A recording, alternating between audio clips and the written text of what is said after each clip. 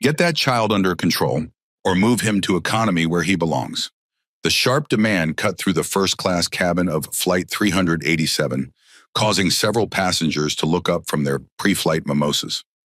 Jackson Reynolds barely glanced at the silver-haired executive who'd spoken. Instead, he tightened his grip on his Italian leather armrest and forced a practiced smile that never reached his eyes. My son stays with me, and we paid $12,000 for these seats.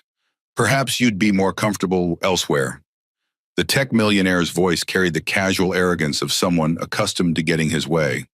At 42, Jackson had built his fortune creating predictive analysis software that major corporations use to maximize profits.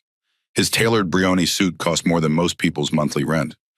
Beside him, 10-year-old Noah Reynolds fidgeted uncomfortably in his seat, already overwhelmed by the boarding process. His designer clothes and miniature versions of his father's business attire seemed to irritate his skin. Noah's fingers tapped a rapid, complex pattern on his thigh as his eyes darted around the cabin, cataloging every detail, every sound, every shifting pattern of light. 20 rows behind them in economy class. 19-year-old Marcus Davis settled into his middle seat, carefully placing his worn backpack under the seat in front of him. The community college student had saved for months to afford this flight to Los Angeles, where he was scheduled to present his research at a specialized psychology conference. His jeans were faded but clean, his button-down shirt ironed but fraying slightly at the collar. Flight attendant Sofia Rodriguez moved efficiently through the first-class cabin, her experienced eyes noting potential trouble spots. 15 years in the air had taught her to recognize the warning signs of difficult passengers. The tech millionaire with the fidgety son and the businessman complaining about them were both on her mental watch list. "Mr. Reynolds, can I get you and your son anything before takeoff?" Her voice was professionally pleasant as she leaned slightly toward Noah, noticing his increasing agitation. "Sparkling water for me. Nothing for him. Noah doesn't drink before flights." Jackson barely looked up from his $5,000 laptop. "And we'll need absolute quiet during takeoff.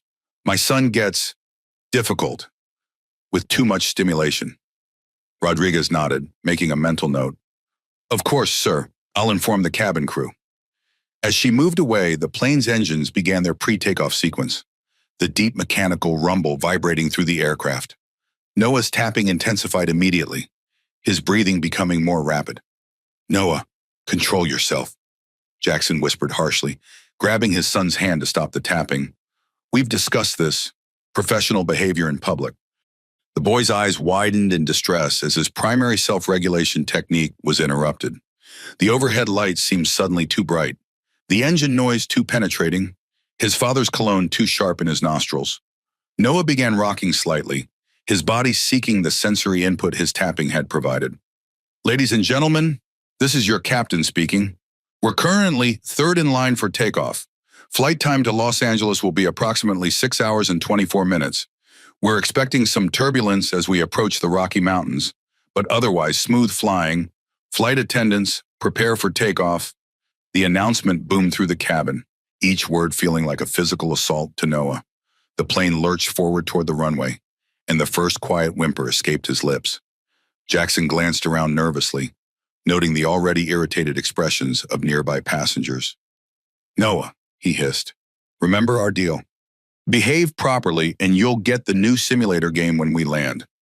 But Noah was beyond processing promises or threats. The sensory information bombarding him had reached overwhelming levels, and the careful routines that usually helped him manage had been disrupted by travel. His hands began flapping rapidly at his sides, a motion his father immediately tried to still. "I'm sorry," Jackson said loudly to the cabin at large, his embarrassment evident. "He just needs a moment to adjust." In economy class, Marcus looked up from his textbook on neurobehavioral approaches to sensory integration therapy. The sounds of distress from first class carried back through the plane, triggering his trained awareness.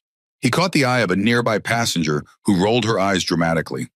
"Some people shouldn't travel with kids who can't handle it," the woman muttered, "especially in first class where people pay for peace and quiet." Marcus felt a familiar tightness in his chest, the one that always appeared when he witnessed misunderstanding of neurodivergent behaviors. He'd experienced that same judgment countless times with his younger brother, Elijah. The plane accelerated down the runway, pressing everyone back against their seats. As they lifted into the air, Noah Reynolds finally lost his tenuous hold on regulation. The first full scream tore through the cabin, shocking even those passengers wearing headphones. In first class, Jackson Reynolds' face flushed with embarrassment and frustration. His son was now fully overwhelmed, screaming as the plane climbed steeply into the clouds. "I've got important work to finish on this flight," complained the executive who had spoken earlier. "This is completely unacceptable." Flight attendant Rodriguez quickly approached, kneeling beside Noah's seat. "Is there something I can help with?" "But Reynolds, perhaps some juice, or—" "He doesn't need juice," Jackson snapped. "He needs everyone to stop staring at him and give him space." But space was the one thing unavailable on the fully booked flight, now committed to 6 hours crossing the continent with a rapidly deteriorating situation in first class. 40 minutes into Flight 387, Noah Reynolds' distress had evolved from intermittent screams to a full sensory meltdown. The boy had thrown his tablet across the aisle, narrowly missing an elderly passenger.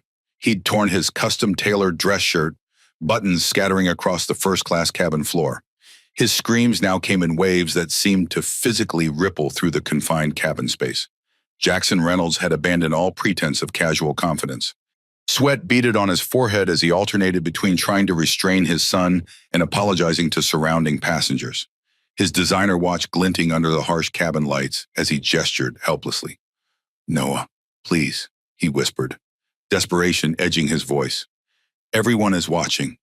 I'll buy you 2 games. 3 games, whatever you want." The bribery attempt fell on deaf ears. Noah wasn't being defiant. His nervous system was in full fight-or-flight mode. Perceiving the normal sensory experiences of flight as immediate threats, flight attendant Rodriguez had tried every standard approach in her considerable experience. She'd offered noise-canceling headphones, which Noah had thrown across the cabin. She'd brought his favorite apple juice in a special cup, which he'd knocked to the floor. She'd even attempted to create a makeshift quiet space using airline blankets, which Noah had pulled down in seconds. "Mr. Reynolds," Rodriguez said quietly, "does your son have any medication or special items that might help him calm down?" Jackson's laugh was bitter. "Do you think I'd let this happen if we had something that worked? We've seen specialists at every major medical center in the country. Nothing works consistently." Around them, passenger reactions had escalated from concern to openly hostile. A mother in row 3 had moved her own children to seats further from Noah, as though his condition might be contagious. 2 business executives had requested seat changes, only to be informed the flight was full. The tension in the cabin was becoming almost as palpable as Noah's distress. "I paid $9,000 for this seat," complained a jewelry executive wearing 3 diamond rings on one hand, her voice carrying deliberately. "I specifically choose first class to avoid distractions." "Can't you just remove them to another section?" asked a finance professional in row 2, not bothering to lower his voice. "The rest of us shouldn't have to endure this for 6 hours." Olivia Thompson, a 27-year-old lifestyle influencer with 2.3 million followers, had begun discreetly recording the situation on her smartphone. Her perfectly manicured nails tapped quickly as she added a caption, "Disaster flight to LA. First-class drama unfolding. Hashtag travel nightmare. Hashtag first-class problems." The live stream comments immediately flooded in. "OMG, that screaming is unbearable. This is why I drive instead of fly now. That poor parent, but also those poor passengers stuck there. Why don't they have meds for that kid?" Noah's screams intensified as the plane encountered light turbulence. His sensory processing system, already overwhelmed, couldn't integrate the additional input of shifting equilibrium and changing pressure. He began hitting his head with his fists, a desperate attempt to regulate through proprioceptive input. Jackson grabbed his son's hands, restraining them with increasing force. "Noah, you're embarrassing us. You're embarrassing me in front of colleagues." His voice cracked with frustration as he spotted 2 executives he recognized from recent business meetings, now watching his parental failure with barely concealed judgment. First-class attendant Thomas Wilson, a 40-year-old veteran of luxury cabin service, approached with a tight smile that didn't reach his eyes. "Sir, I need to inform you that if your son continues to disrupt the cabin, the captain may consider diversion to the nearest airport." His voice carried the practiced neutrality of someone delivering unwelcome news to a high-value customer. Jackson's face drained of color. Diversion. Do you have any idea what that would cost me? I have meetings worth millions scheduled in Los Angeles tomorrow morning. I understand, sir, but our responsibility is to all passengers. Wilson's gaze swept meaningfully across the cabin of irritated travelers. Growing desperate, Jackson reached for his wallet. Look, I'll make it worth your while. $1,000 right now if you can fix this. He pulled out his black credit card. Charge whatever accommodations are necessary. Buy out an entire section if you need to create space. Wilson's expression didn't change. I'm afraid money can't solve everything, sir. In economy class, Marcus Davis had been watching the situation unfold with increasing concern. The textbook on his lap, Neurodivergent Crisis Intervention Evidence-Based Approaches, lay open to a chapter on sensory overwhelm in autism. As a scholarship student working toward his psychology degree while caring for his autistic brother, Marcus recognized every sign of Noah's distress. The passenger beside Marcus, a middle-aged woman in a business suit, sighed loudly. Someone needs to control that child. This is why I usually fly private. Marcus chose his words carefully. It looks like the boy might be autistic. He's not having a tantrum. He's having a neurological reaction to overwhelming sensory input. The woman raised an eyebrow. Well, his rich daddy should have hired a specialist to travel with them instead of inflicting this on everyone else. Another passenger leaned across the aisle. My cousin's kid is autistic, and he never acts like that. That's just bad parenting. Marcus felt his jaw tighten, but kept his voice steady. Every autistic person is different. What works for one person may not work for another. Up front, Noah's screaming had reached a new intensity. Jackson had given up on control and now sat with his head in his hands, the picture of defeated privilege. Olivia Thompson continued recording, her live stream now attracting thousands of viewers with cruel commentary scrolling across her screen. Flight attendant Rodriguez returned to Noah's seat, her experienced eyes now showing genuine concern rather than just professional attention. The boy's face had taken on a worrying flush, and his breathing was becoming ragged between screams. Mr. Reynolds, I'm concerned about your son's physical state. His heart rate appears elevated, and he may be at risk of hyperventilation. Jackson looked up, fear finally breaking through his embarrassment. What do we do? Should we sedate him? I have a prescription sleep aid in my bag. Rodriguez shook her head firmly. Adult sleep aids are not appropriate for children, sir, especially in an aircraft environment. The seatbelt sign dinged on as the plane encountered another patch of turbulence. The captain's voice came over the intercom. Ladies and gentlemen, we're experiencing some light chop. Please return to your seats and fasten your seatbelts. Noah's screams intensified with the announcement, his body now rigid with distress. A businessman nearby made a loud, theatrical sigh. This is outrageous. They should have never allowed that kid on this flight. First-class flight attendant Wilson returned, leaning close to Jackson. Sir, we've received complaints from 12 different passengers. The captain is considering an emergency landing in Denver if the situation cannot be resolved. Jackson stood abruptly, his expensive watch glinting under the cabin lights. This is discrimination. My son has a diagnosed condition, and we have rights. Your rights end where the safety and comfort of other passengers begin, replied Wilson coldly. In economy class, Marcus Davis made a decision. After 3 years of working at the Sunshine Neurodiversity Center while raising his brother following their parents' death, he had developed techniques that might help. He carefully closed his textbook and placed it in his backpack. Excuse me, he said to his seatmates as he unbuckled his seatbelt. I need to try to help. 4 hours and 37 minutes remained in Flight 387's journey to Los Angeles. The situation in first class had created a palpable tension throughout the aircraft.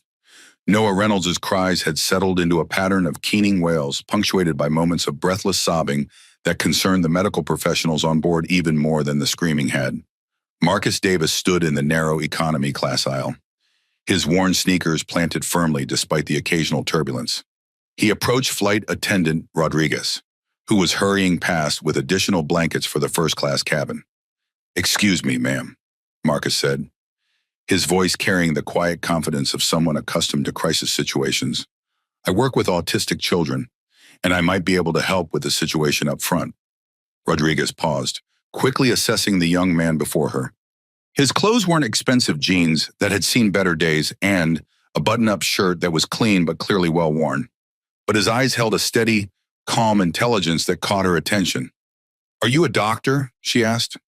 "No, ma'am. I'm studying neurobehavioral psychology at Westside Community College, and I work part-time at a therapy center for neurodivergent children. My younger brother is autistic, and I've been his primary caregiver since our parents passed 4 years ago." Rodriguez glanced toward first class, where Noah's cries continued. "I'm not sure the father will be receptive.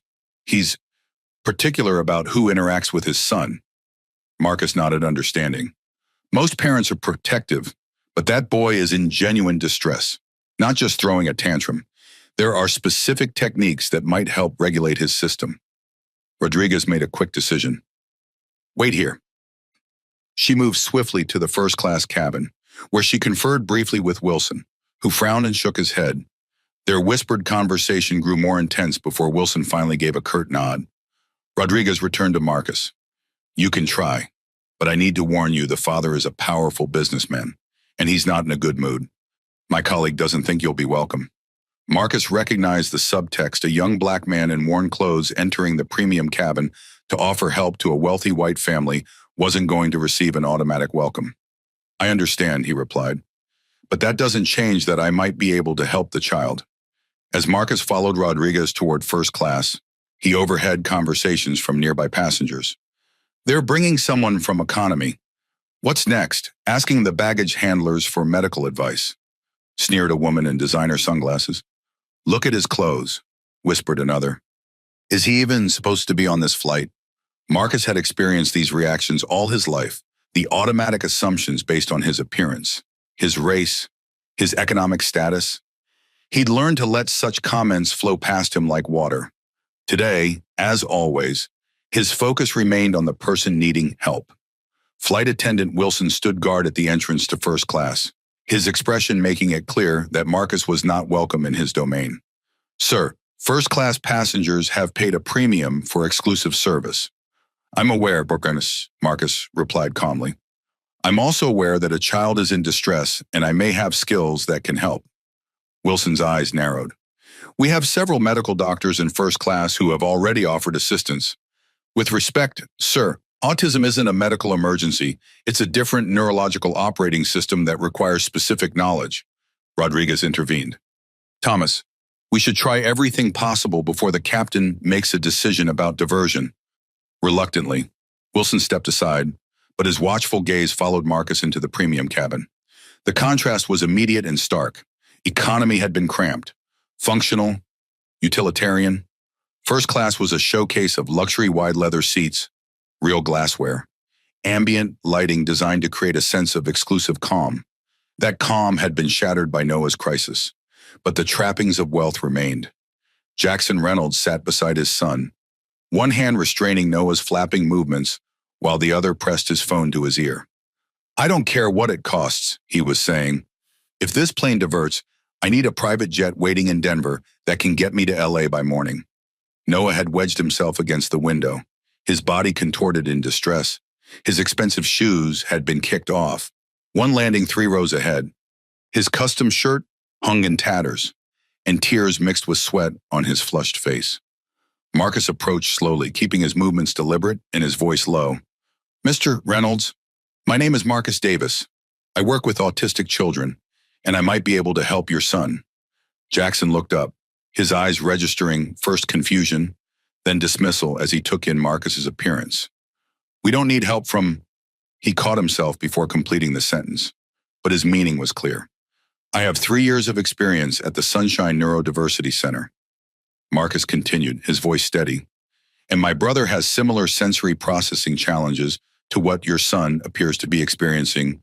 Jackson's gaze flicked to Wilson, who hovered nearby. "Is this a joke? You're bringing random people from economy now?"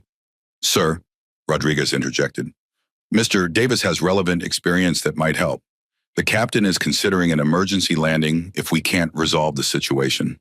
Jackson's business instincts took over, weighing risks and benefits in seconds. "Fine. You have 2 minutes. If you make things worse, you're responsible for the consequences." Several first-class passengers watched with expressions ranging from hope to skepticism to outright disdain. Olivia Thompson adjusted her phone angle to capture this new development for her live stream, now approaching 50,000 viewers. Marcus ignored all of them, focusing entirely on Noah. He knelt at eye level near the boy's seat, careful to leave adequate personal space. "Hi, Noah," he said softly, his voice calibrated to cut through distress without adding to sensory overload. "My name is Marcus. Your body feels really bad right now, doesn't it?" Noah's rocking paused momentarily, the validation of his experience registering through his distress. "I bet the lights feel too bright, and the sounds are hurting your ears," Marcus continued. "And the air pressure is making everything feel wrong inside your body." Noah's eyes flicked toward Marcus for a split second, the first sign of external awareness he'd shown in over an hour. Jackson reached into his wallet, pulling out several $100 bills. "Look, if this is about money—" Marcus didn't look away from Noah. "Please put that away, sir. I'm not here for payment. I'm here because I recognize what's happening to your son, and I might be able to help." The dismissal in Jackson's eyes shifted slightly toward confusion.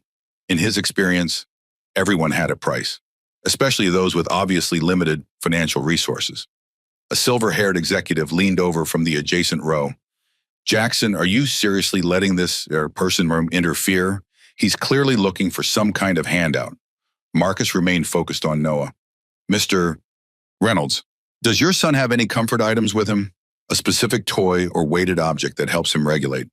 "His weighted blanket is in checked luggage," Jackson replied automatically, then added with defensive irritation, "The website said we wouldn't need it during flight." Marcus nodded without judgment. "That's okay. We can create alternatives." He turned to Rodriguez. "Could I have several blankets, please, and if possible, noise-canceling headphones?" "We've already tried headphones," Jackson interjected. He threw them across the cabin. "Were they placed on him, or was he invited to use them?" Marcus asked quietly. Jackson's silence was answer enough. "Noah," Marcus said gently, "everything feels too loud and too bright and too much right now, doesn't it? Would you like to try something that might help your body feel safer?" Noah's rocking slowed fractionally. His eyes remained averted, but his keening dropped in volume. 2 minutes are almost up," Wilson noted from nearby, checking his watch with pointed emphasis. "Thomas," Rodriguez whispered sharply, "look at the boy. He's responding." Indeed, Noah's breathing had shifted from ragged gasping to a more sustainable pattern. His fingers still fluttered with anxiety, but the full-body tension had decreased perceptibly. Jackson Reynolds stared in disbelief at the subtle but real changes in his son's demeanor. "How are you doing that?" "I'm not doing anything except acknowledging his experience," Marcus replied. "Autism isn't something to be controlled or fixed. It's a different way of processing the world. Right now, Noah's processing system is completely overwhelmed. We've seen specialists at Johns Hopkins, at Mayo Clinic," Jackson said, a hint of defensiveness in his tone. "They prescribed medications and behavioral interventions." Marcus nodded. "Those approaches have their place. But right now, we need immediate sensory regulation strategies." He looked up at Rodriguez. "Those blankets, please. And if you have any apple juice in a sealed container, that might help too." As Rodriguez hurried away, Jackson studied Marcus more carefully. "You said you work with autistic children." "Yes, sir. At the Sunshine Center while I complete my degree. I'm also raising my brother Elijah, who's 13 and autistic." "Your parents a car accident 4 years ago?" Jackson absorbed this information, reassessing the young man before him. "And you're flying to LA because—" "I'm presenting research on sensory integration techniques at the Neurodiversity Alliance conference. My community college professor recommended me for a special scholarship presentation." Before Jackson could respond, a businessman from row 2 leaned in. "Reynolds, you're not seriously buying this. Are you kid probably Googled autism to run some kind of scam?" Marcus remained focused on Noah, whose distressed sounds had diminished to occasional whimpers. "Mr. Reynolds, would you be willing to try some techniques that might help your son?" A flight announcement crackled overhead about continued turbulence. Noah immediately covered his ears and began rocking more intensely. "Yes," Jackson said, watching his son's renewed distress. "Whatever it takes. I need you to understand something first," Marcus said as Rodriguez returned with an armful of blankets. "I'm not going to fix Noah or make him normal. Those aren't appropriate goals. What I can do is help his nervous system feel safe enough to function in this environment. Jackson's expression tightened. Just help him stop screaming. We can debate terminology later. Marcus accepted the blankets from Rodriguez, nodding thanks. Noah's screaming isn't the problem, it's a communication about the problem. His sensory system is telling him he's in danger, and he's responding accordingly. He began folding the airline blankets with practiced efficiency. Mr. Reynolds, has Noah been diagnosed with sensory processing challenges as part of his autism? Yes, Jackson replied, surprised. How did you know? His responses are consistent with sensory defensive patterns. The way he's covering his ears, his reaction to light touch, his distress during pressure changes, these suggest his nervous system is interpreting ordinary sensations as threats. Several nearby passengers had shifted from annoyed to curious, watching Marcus work with the blankets. Olivia Thompson continued recording, her live stream comments now speculating about the mystery helper from Economy. I'm going to create a makeshift weighted lap pad, Marcus explained, folding and rolling the blankets into a dense rectangle. The deep pressure can help regulate his autonomic nervous system and reduce his fight-or-flight response. Jackson frowned. We've tried weighted products before. They worked initially, but Noah rejected them after a few months. That's common, Marcus replied. Sensory needs fluctuate. What works today might not work tomorrow, and what failed last year might be perfect now. With the improvised weighted pad completed, Marcus addressed Noah directly, his voice calm and even. Noah, I've made something that might help your body feel safer. Would you like to try it? He placed the folded blankets near Noah without forcing them onto him. Noah glanced at the offering, then slowly pulled it onto his lap. His rocking decreased noticeably within seconds. Amazing, whispered Rodriguez, who had been dealing with the crisis for over an hour. Marcus reached into his worn backpack and removed a small fabric case. These are loop-reducing earplugs. Unlike noise-canceling headphones, they don't eliminate sound, they just reduce overwhelming frequencies while still allowing conversation. He held them out toward Noah. These helped my brother on his first flight. Would you like to try them? Noah reached hesitantly for the earplugs, examining them with cautious finger before putting them in his ears. The change was immediate. His shoulders dropped nearly an inch as the cabin's cacophony of engine noise, conversations, and announcements became manageable. Jackson watched in astonishment. We have a pair almost exactly like those at home. He refused to wear them after trying them once. The context matters, Marcus explained. Sensory tools often work differently depending on the overall environment and the person's regulation state. Flight attendant Wilson approached, his professional mask barely concealing his surprise. The passenger seems calmer. He's beginning to regulate, Marcus corrected gently. His nervous system is finding its way back to safety. A well-dressed woman leaned across the aisle. Is he, severely autistic? Her whispered question carried the uncomfortable emphasis of someone who viewed autism as a tragedy. Marcus met her gaze directly. Autism isn't measured by severity. That's an outdated concept. Noah is Noah. His neurology processes sensory information differently than yours or mine. In some environments, like this plane, those differences create challenges. In others, they might be advantages. Jackson shifted uncomfortably at this perspective, so different from the clinical pathology language he'd heard from specialists. What's your degree in, he asked abruptly, still trying to categorize Marcus within his hierarchical worldview. I'm completing my associates in psychology at Westside Community College. Marcus replied without embarrassment. I'll transfer to a 4-year university next fall to finish my bachelor's. My research focus is sensory integration approaches for autistic individuals. The businessman who had complained earlier snorted audibly. Community college, and we're supposed to take advice from... It's working, Jackson interrupted, watching Noah's continued calming. Whatever he's doing, it's working better than anything the specialists with their Ivy League degrees have suggested. Marcus turned his attention back to Noah. I notice you're feeling a little better with the weighted pad and earplugs. Would it be okay if I showed you and your dad some more tools that might help? Noah's eyes flickered toward Marcus, brief but direct eye contact that spoke volumes about his gradual reemergence from overwhelm. Rodriguez, Jackson called to the flight attendant. Get this young man whatever he needs. Mr. Reynolds, Marcus said quietly. I appreciate your support, but it's important that we don't create additional commotion or pressure around Noah. Each small adjustment needs time to integrate. Jackson appeared startled at being redirected but nodded slowly. He was accustomed to solving problems through decisive action and resource deployment. Marcus's measured, patient approach was foreign to his experience. Across the aisle, Jackson's business associate leaned over.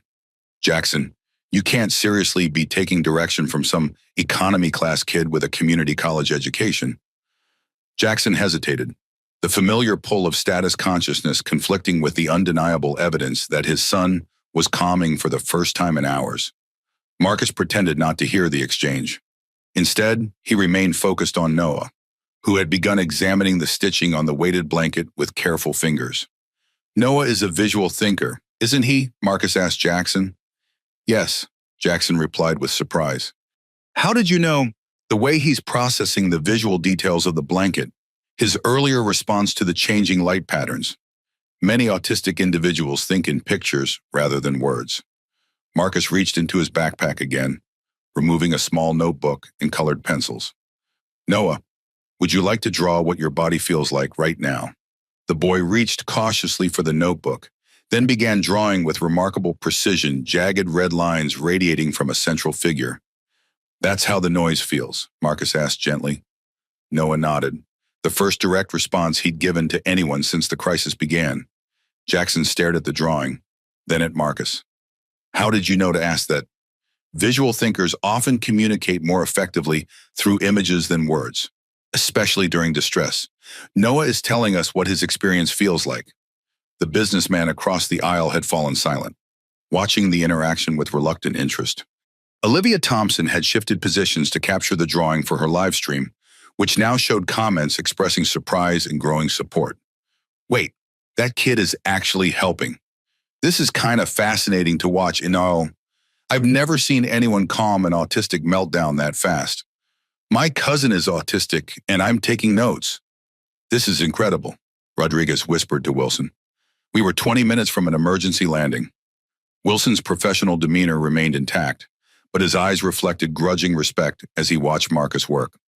I'll inform the captain that the situation appears to be stabilizing. Marcus glanced at his watch.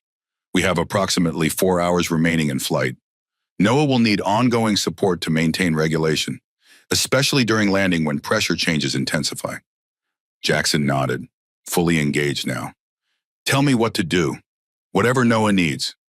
The shift in the first-class cabin was palpable. Where tension and annoyance had dominated minutes earlier, curiosity and cautious optimism now spread through the space. Passengers who had demanded Noah's removal now watched with interest as Marcus continued his gentle guidance. Mr. Reynolds, Marcus said quietly, would you be willing to participate in the next techniques? They'll be more effective coming from you as Noah's father. Jackson straightened his Italian silk tie, momentary uncertainty crossing his features. I'm not sure I can do what you're doing. You don't need special training to connect with your son, Marcus replied. Just willingness to meet him where he is. For possibly the first time in his successful life, Jackson Reynolds looked genuinely unsure of himself. Show me how. The first thing to understand, Marcus explained as he guided Jackson to sit beside Noah, is that autistic neurology processes sensory information differently. Lights aren't just bright, they can feel physically painful.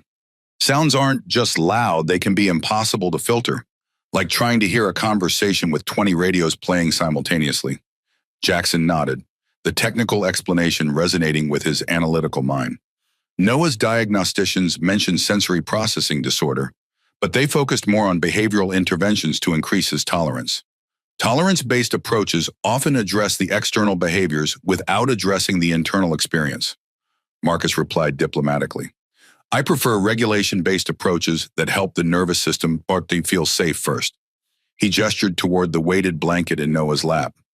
The deep pressure from weight activates the parasympathetic nervous system, what some call the rest and digest state, as opposed to fight or flight. It's why weighted blankets are so effective for many autistic people. Noah continued drawing in the notebook, adding blue spirals around the edges of his red jagged lines. His breathing had steadied further, and the rocking had diminished to a gentle sway. Several passengers were now openly watching the transformation, their earlier irritation giving way to curious observation. "Mr. Reynolds, would you be comfortable placing your hand firmly on Noah's shoulder, not restraining, but providing steady, even pressure?" Jackson hesitated. He usually pulls away when I touch him. Light touch can be painfully stimulating during sensory defensiveness.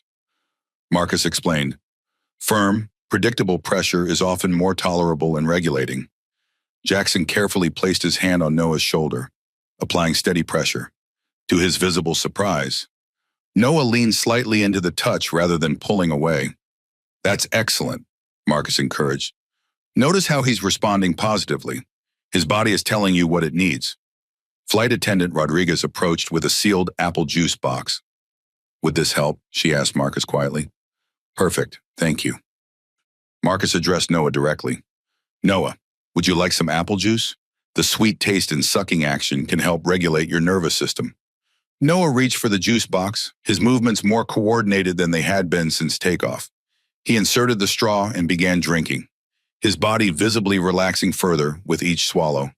"Incredible," Jackson whispered. Marcus nodded. Oral motor input sucking, chewing, drinking through a straw activates cranial nerves that help regulate the autonomic nervous system.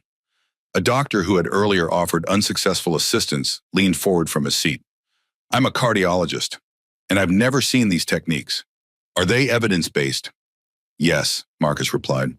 "The neurological mechanisms behind sensory integration therapy have been documented in peer-reviewed research for decades. The field of polyvagal theory explains many of the physiological responses we're seeing." Jackson, still providing steady pressure on Noah's shoulder, studied Marcus with increasing curiosity. "You seem unusually knowledgeable for an undergraduate student." Marcus smiled slightly. "When your brother's well-being depends on your understanding, you learn quickly. After our parents died, I had to become an expert to support Elijah." The cabin lights dimmed as the plane passed through a bank of clouds. Noah immediately tensed, his drawing hand pressing harder against the paper. "Noah," Marcus said calmly. "The light changed suddenly, which can be startling. But your body is still safe. Keep feeling the pressure from the blanket in your dad's hand." Noah continued drawing, his tension gradually subsiding without escalating to crisis. Jackson watched this self-regulation with evident wonder. "I've never seen him recover from a trigger that quickly," he admitted. "You've been providing exactly what he needs," Marcus replied. Consistent pressure, a calm presence, and respect for his experience. The businessman who had been most vocal in his complaints shifted uncomfortably in his seat. "The kid does seem better," he acknowledged grudgingly. Olivia Thompson's live stream comments had shifted dramatically. "This is actually educational. I'm learning more about autism in 20 minutes than from any documentary. Can someone get this guy a TV show? My son's therapist doesn't explain it this clearly." Marcus removed a small plastic bottle from his backpack. "This is lavender essential oil. For some autistic individuals, certain scents can help override overwhelming sensory input from the environment. Noah, would you like to smell this?" He offered the bottle to Noah, who cautiously sniffed, then nodded appreciatively. Proprioceptive input body awareness through muscles and joints is often calming during sensory overload. Marcus explained to Jackson, "We can create more opportunities for that." He demonstrated how to use the airline blankets to create a sandwich effect, with Noah nestled between layers that provided gentle, even pressure. Many autistic people seek this kind of input instinctively, Marcus noted. If you see Noah pushing against things, squeezing into tight spaces, or seeking pressure, he's trying to regulate his nervous system. Jackson frowned. His behavior therapist called those self-stimulatory behaviors and worked to eliminate them. Those approaches are increasingly questioned in contemporary practice, Marcus replied carefully. What was once viewed as problematic behavior is increasingly understood as adaptive self-regulation. Noah had begun humming softly a melodic, repetitive pattern that matched his drawing movements. "Is the humming good or bad?" Jackson asked quietly.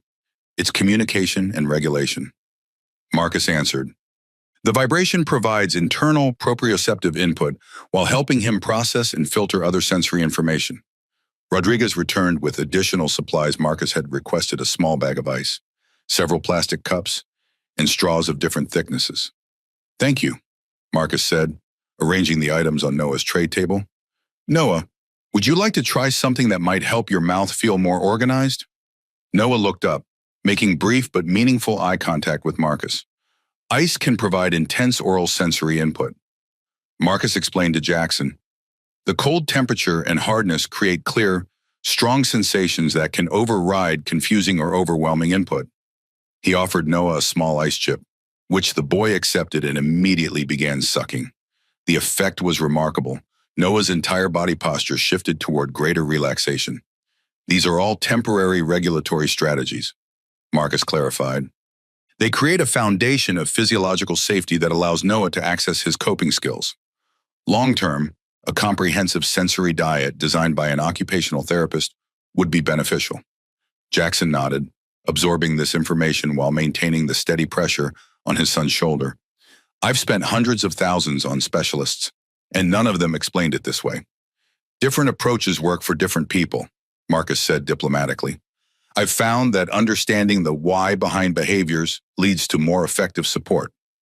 The turbulence had increased slightly, creating occasional bumps that would typically have triggered Noah's distress. Instead, with the regulatory strategies in place, he merely tightened his grip on the weighted blanket momentarily before returning to his drawing. "He's adapting," Jackson observed with amazement. "His nervous system is beginning to feel safe enough to process challenges without going into fight or flight," Marcus confirmed. Olivia Thompson, who had been live streaming the entire intervention, now added narration. "Absolutely amazing transformation happening on this flight. Economy passenger literally saving the day in first class. Hashtag classless hero. Hashtag autism whisperer." Her viewership had climbed past 100,000, with comments ranging from, "Why isn't the airline hiring this guy?" to "This is the most educational thing I've ever seen on social media." Jackson noticed the live stream and frowned. "Is she recording my son?" "Yes." Marcus replied honestly. "Would you like me to ask her to stop?" Jackson considered this, then shook his head. "Let her continue. People should see this, see him, and understand. I've spent years being embarrassed by Noah's differences. Maybe that was the wrong approach all along." This admission, spoken softly but clearly, rippled through the first-class cabin. The businessman who had complained most vociferously studied his expensive shoes, avoiding eye contact with anyone. "Noah," Marcus said gently, "we're going to try something called joint compression. It's a way to give your joints clear information about where your body is in space. Mr. Reynolds, would you be comfortable helping with this?" Jackson nodded immediately. "Tell me what to do." Marcus demonstrated how to apply firm, even pressure to Noah's joints, shoulders, elbows, wrists, creating proprioceptive input that help with body awareness and regulation. "Press firmly, hold for a count of 10, then release slowly," Marcus instructed. "The pressure should be comfortable, never painful." Jackson carefully followed the demonstration, applying pressure to Noah's shoulders. The boy leaned into the input, his expression softening as his body received the regulating information. "He likes it," Jackson observed with wonder. "He's showing you what his nervous system needs." Marcus replied, "Sorry, this is communication, just in a different language than you might be accustomed to." Around them, the atmosphere in first class had transformed completely. Passengers who had demanded Noah's removal now watched with interest and emerging understanding. Rodriguez had begun quietly explaining the techniques to other curious flight attendants who had come to observe the remarkable change. "I've been flying for 15 years, Rodriguez told a younger colleague, "and I've never seen anyone handle a situation like this so effectively." Wilson, who had initially blocked Marcus's access to first class, now stood respectfully at the periphery, his professional demeanor intact, but his attitude noticeably shifted. Noah finished his current drawing and turned the page, beginning a new picture with calmer, more controlled strokes. This image showed a plane flying through clouds, with small figures visible inside. "Is that us?" Jackson asked, pointing to the drawing. Noah nodded, adding more details to the figures. "He's processing the experience through art," Marcus explained. "Visual thinkers often make sense of their world through images rather than words." The plane encountered another patch of turbulence, more significant than before. Noah tensed momentarily but continued drawing after Jackson applied gentle pressure to his shoulders again. You're doing wonderfully. Marcus encouraged them both. Mr. Reynolds, you've picked up these techniques remarkably quickly. Jackson's expression reflected complex emotions, wonder at his son's emerging calm, regret for past approaches, and growing determination. I should have learned this years ago, he said quietly.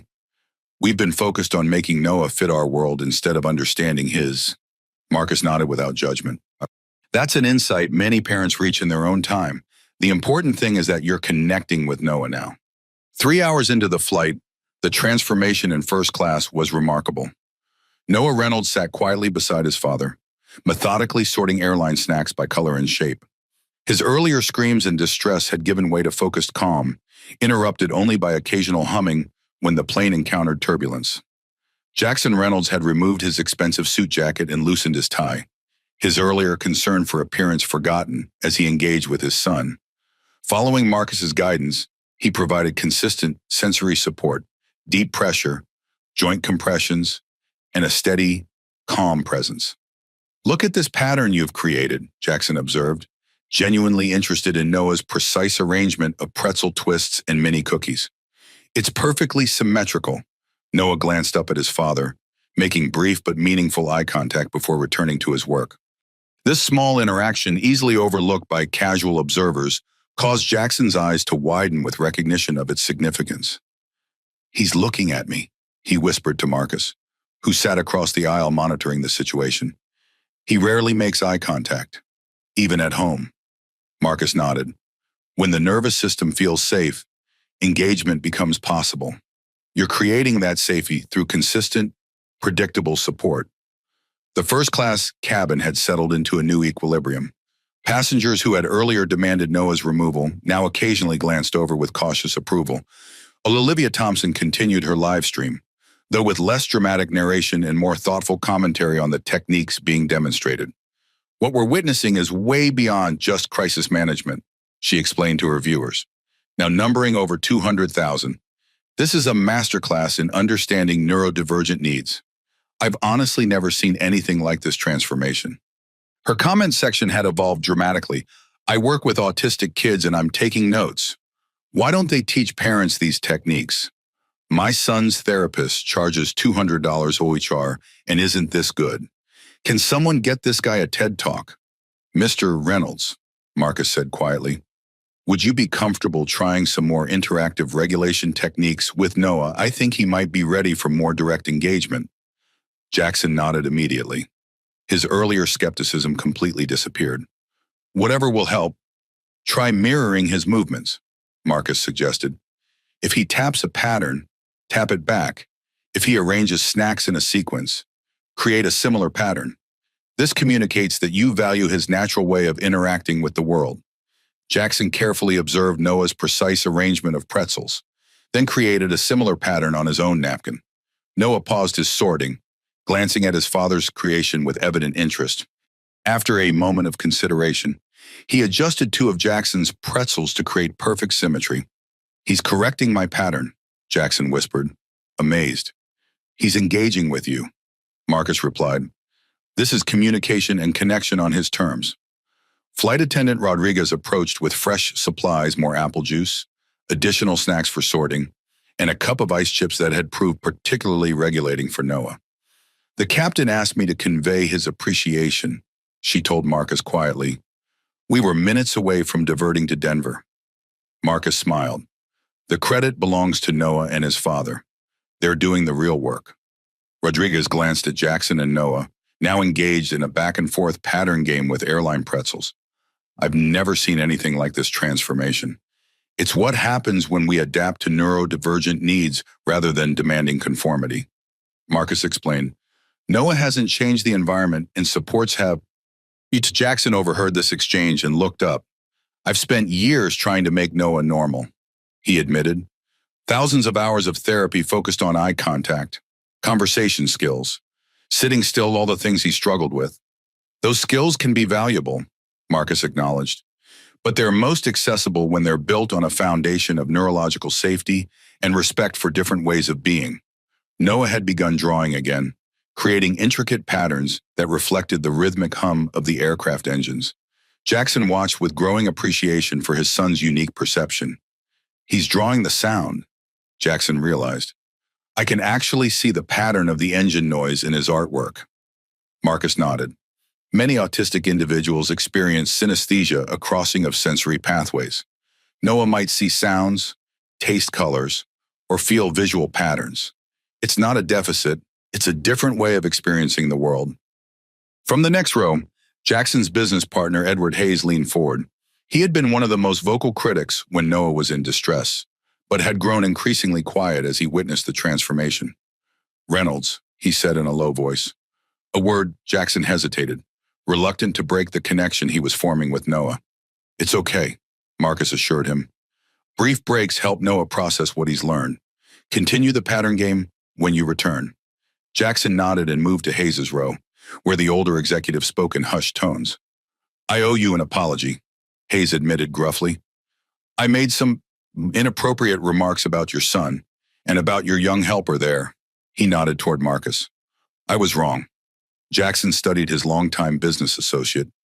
You said Noah shouldn't be allowed in public. You called him a disruption and suggested I was a failure as a father. Hayes had the grace to look uncomfortable.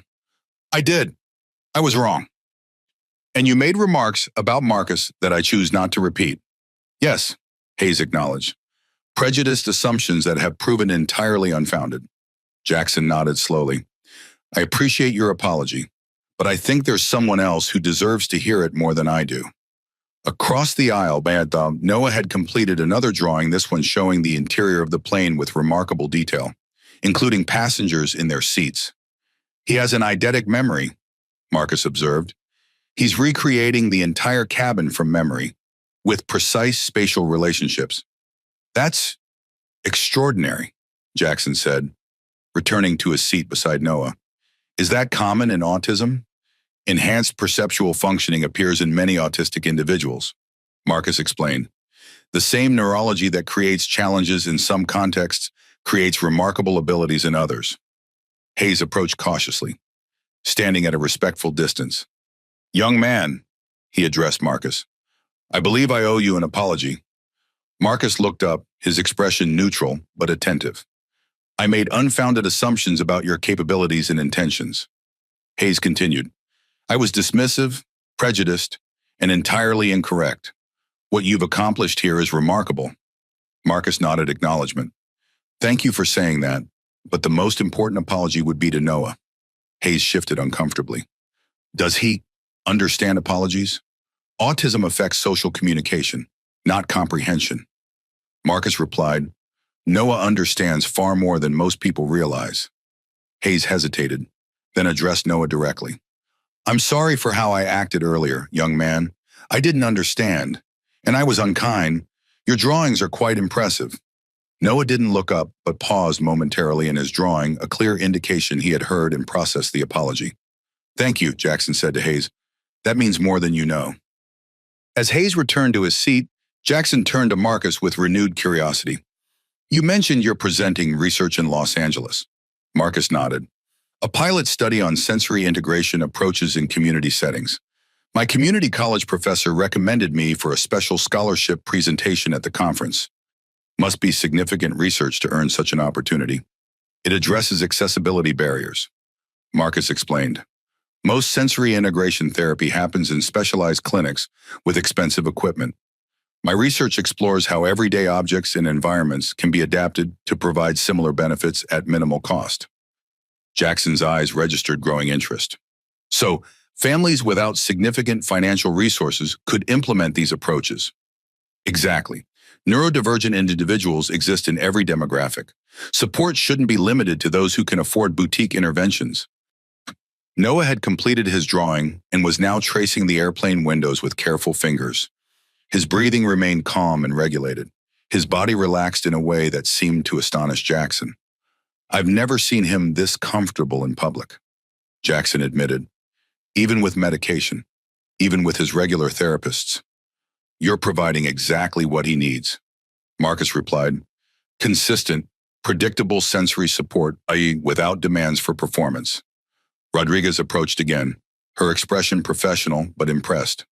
We're beginning our initial descent in about 45 minutes. I wanted to check if there are any specific preparations that might help Noah during the pressure changes and landing procedures. Marcus nodded appreciation. Actually, yes.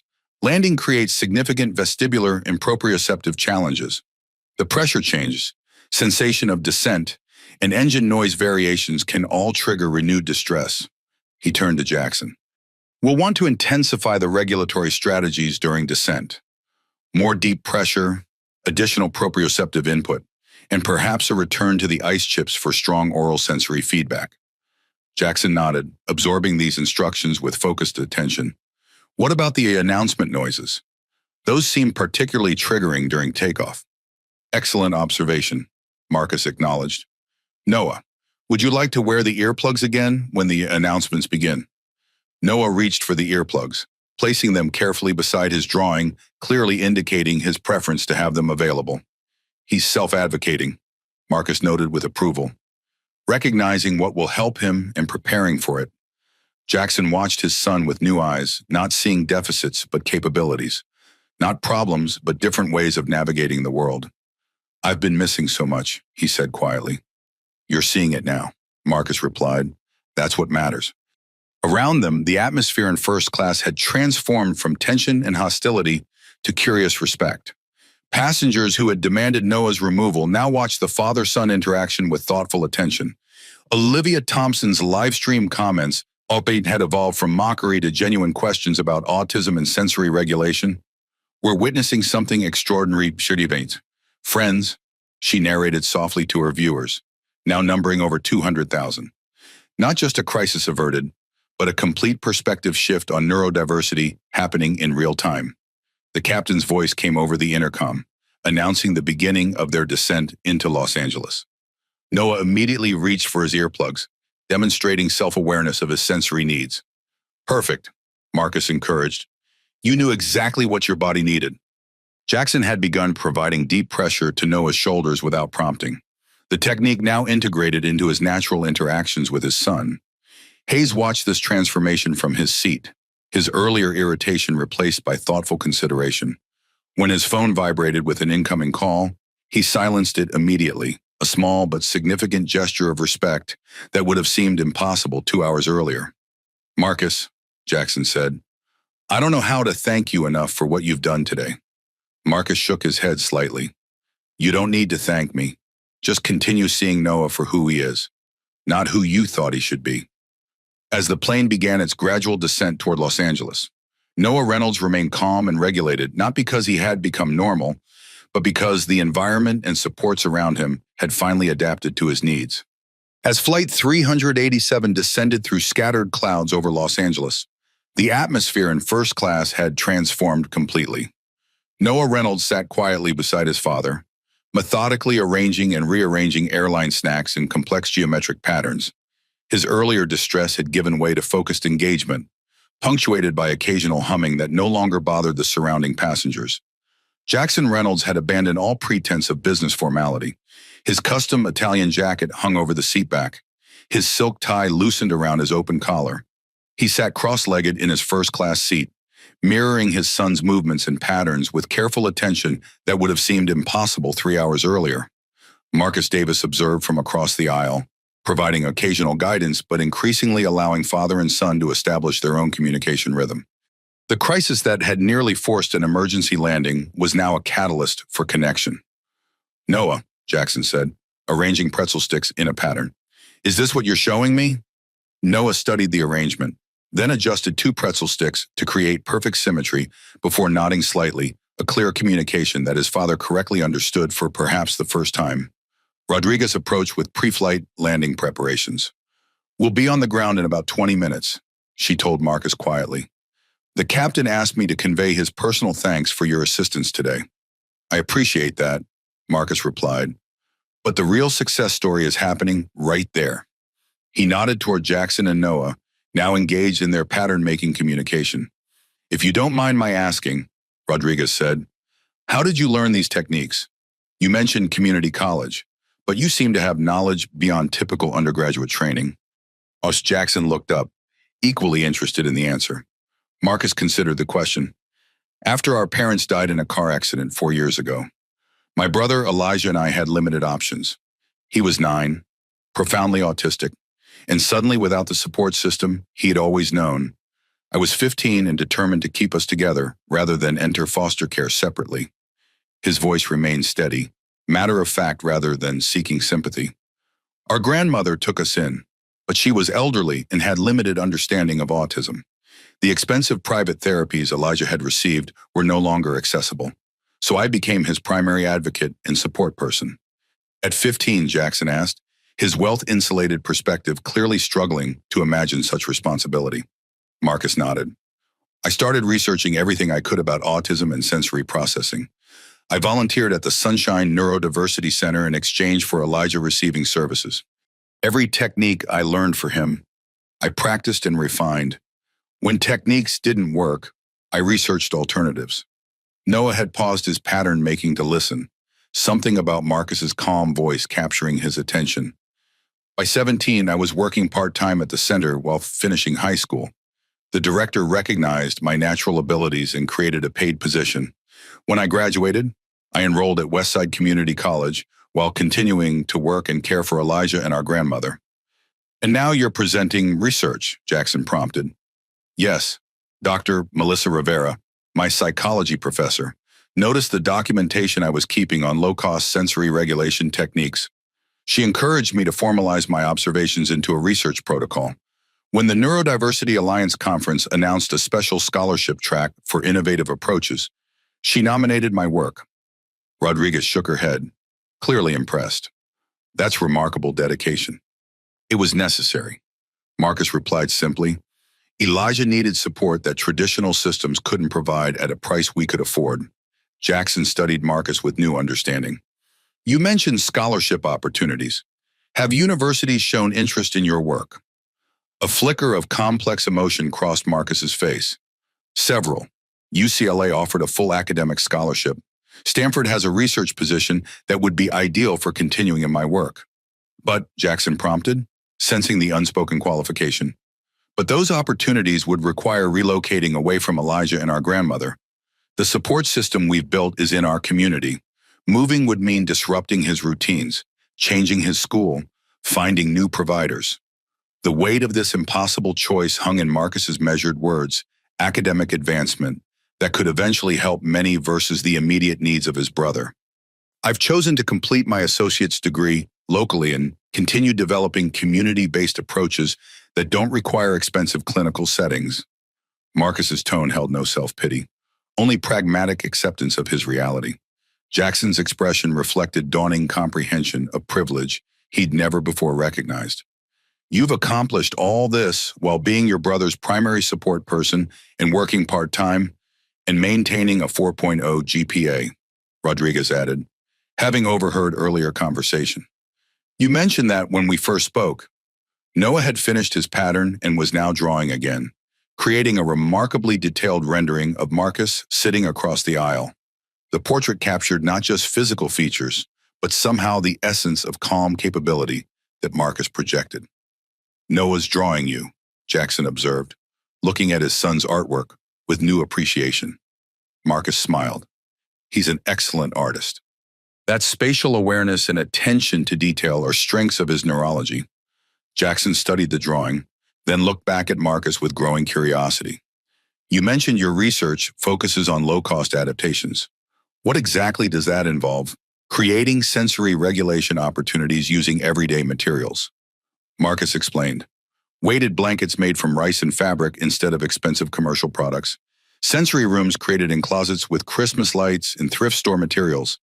Adaptive seating using pool noodles and duct tape. Because most families can't afford specialized equipment, Jackson concluded, understanding dawning in his expression. Exactly. The average weighted blanket costs $150, $300. Specialized sensory swings run $400, $1,000. Sound dampening headphones are $50, $200. These costs are prohibitive for many families, especially those already facing medical expenses. Rodriguez, still listening, shook her head slightly. I had no idea these supports were so expensive. Or so inaccessible, Marcus added. Many insurance plans don't cover sensory equipment. Considering it non-medical or experimental, despite substantial research supporting its effectiveness. Noah had completed his drawing of Marcus and handed it to his father, a clear communication in itself. Jackson studied the artwork with obvious pride. "This is remarkable. Noah, would you like to give it to Marcus?" Noah nodded slightly, his eyes briefly meeting his father's, another small but significant connection. Jackson carefully handed the drawing to Marcus. "I believe this is for you." Marcus accepted the artwork with evident appreciation. "Thank you, Noah. This is excellent work. You've captured proportions and perspective beautifully." Noah ducked his head, but smiled slightly, a subtle expression of pleasure at the specific, genuine praise. From nearby rows, other passengers watched this interaction with growing interest.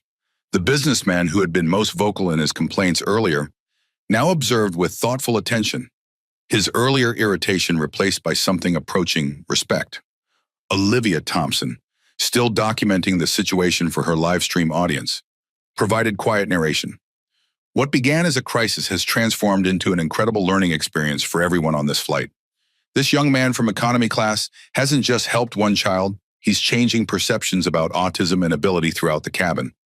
Her comment section had evolved from cruel mockery to genuine questions about autism, neurodiversity, and the techniques being demonstrated.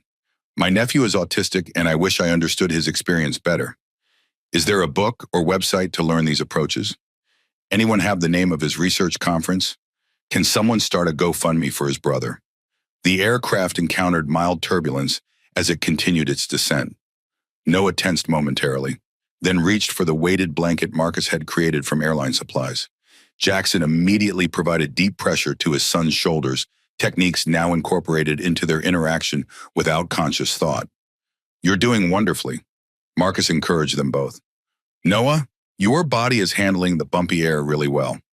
Noah's regulatory humming increased slightly in volume, a self-soothing technique that now drew understanding nods rather than irritated glares from nearby passengers. "Your research presentation," Jackson said, returning to their earlier conversation. "What specifically will you be sharing at the conference? A comparative analysis of outcomes from low-cost sensory integration techniques versus commercial equipment." Marcus replied, "Preliminary data suggests comparable regulatory benefits at approximately 1/10 the cost. That could make these approaches accessible to many more families." Jackson observed, "That's the goal. Neurodivergent individuals exist across all socioeconomic backgrounds. Support shouldn't be limited to those who can afford boutique interventions." Hayes leaned across from his seat, having listened to the exchange. "Young man, what's the scale of your research? How many subjects are you tracking?" 32 participants from diverse backgrounds. Marcus replied, "It's a small sample, but methodologically sound. The conference presentation is primarily preliminary findings to secure funding for a larger study." Hayes nodded with professional assessment. Impressive for an undergraduate researcher without institutional backing. The captain's voice came over the intercom announcing final descent into Los Angeles. Noah immediately reached for his earplugs, demonstrating growing self-awareness of his sensory needs. "Perfect response," Marcus acknowledged. "You recognized what your body needed before becoming overwhelmed." Jackson had already begun providing additional proprioceptive input, the techniques now integrated into his paternal instincts. "Is there anything specific we should do during landing?" he asked Marcus. "The pressure changes can be intense." Marcus replied, "Continue the deep pressure. The ice chips might help with ear discomfort if Noah's willing to try them again." Rodriguez, overhearing this, immediately brought fresh ice. "I've informed the landing crew about the situation," she said. "They'll minimize unnecessary announcements and keep cabin lights at current levels during deplaning." "That's incredibly helpful," Marcus acknowledged. "Environmental consistency will support Noah's continued regulation." As the plane descended through 5,000 feet, Noah remained calm and engaged, sorting ice chips by size while his father provided steady proprioceptive support. The crisis that had nearly diverted the aircraft now seemed distant, replaced by a model of accommodation and understanding. Hayes watched this transformation with thoughtful attention before addressing Jackson. "Reynolds, I've been thinking about our neurodiversity initiative discussion from last week. Perhaps we've been approaching it from the wrong angle." Jackson raised an eyebrow, his attention divided between his colleague and his son. "How so?" We've been focusing on compliance and accommodation as legal obligations, Hayes said, glancing toward Marcus. Perhaps we should be viewing neurodiversity as a potential asset, different cognitive approaches that could benefit our development teams. This shift in perspective from problem-solving to potential recognizing reflected the broader transformation occurring throughout the first-class cabin as the plane prepared for landing at LAX.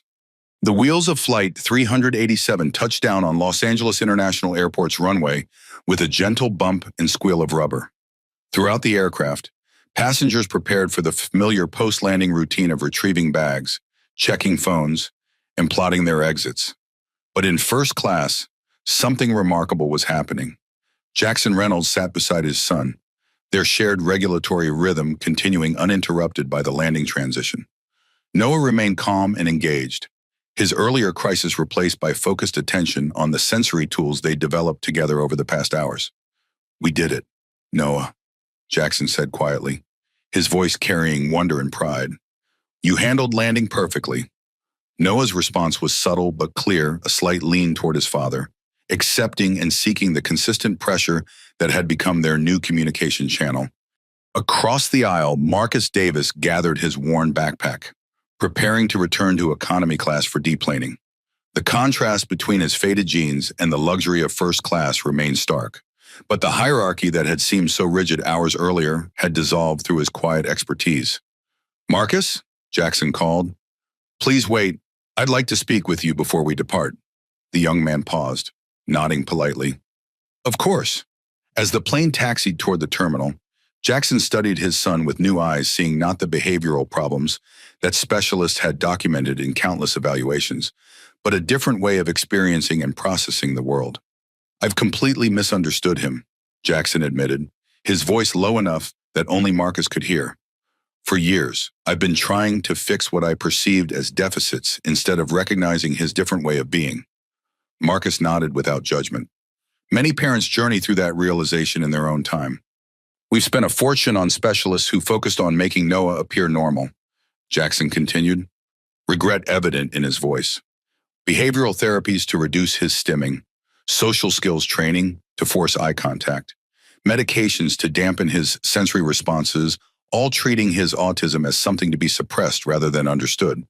Noah continued sorting the remaining ice chips, outwardly focused on his task, but clearly aware of the conversation happening around him. "I've prioritized appearances over his actual experience," Jackson acknowledged, making sure he could sit through business dinners without embarrassing me, teaching him to suppress his natural movements in public, measuring success by how effectively he could mimic neurotypical behavior. The raw honesty of this self-assessment hung in the air as the aircraft completed its taxi to the gate. "Mr. Reynolds," Marcus said gently, "parenting guidance for autism has evolved significantly in recent years. Many families received advice that reflected older perspectives, focusing on normalization rather than support." Jackson shook his head. "Don't make excuses for me. I had access to every resource, every specialist, every opportunity to learn what Noah actually needed. Instead, I delegated his care to therapists while I focused on building my technology empire." He carefully removed his expensive watch, a $30,000 Patek Philippe, that seemed suddenly meaningless, placing it in his pocket to free his hands for better connection with Noah. "You accomplished more genuine communication with my son in 3 hours than I have in 10 years, Jackson said, his voice rough with emotion. "Not because you have magical abilities, but because you bothered to understand his perspective instead of demanding he adapt to mine."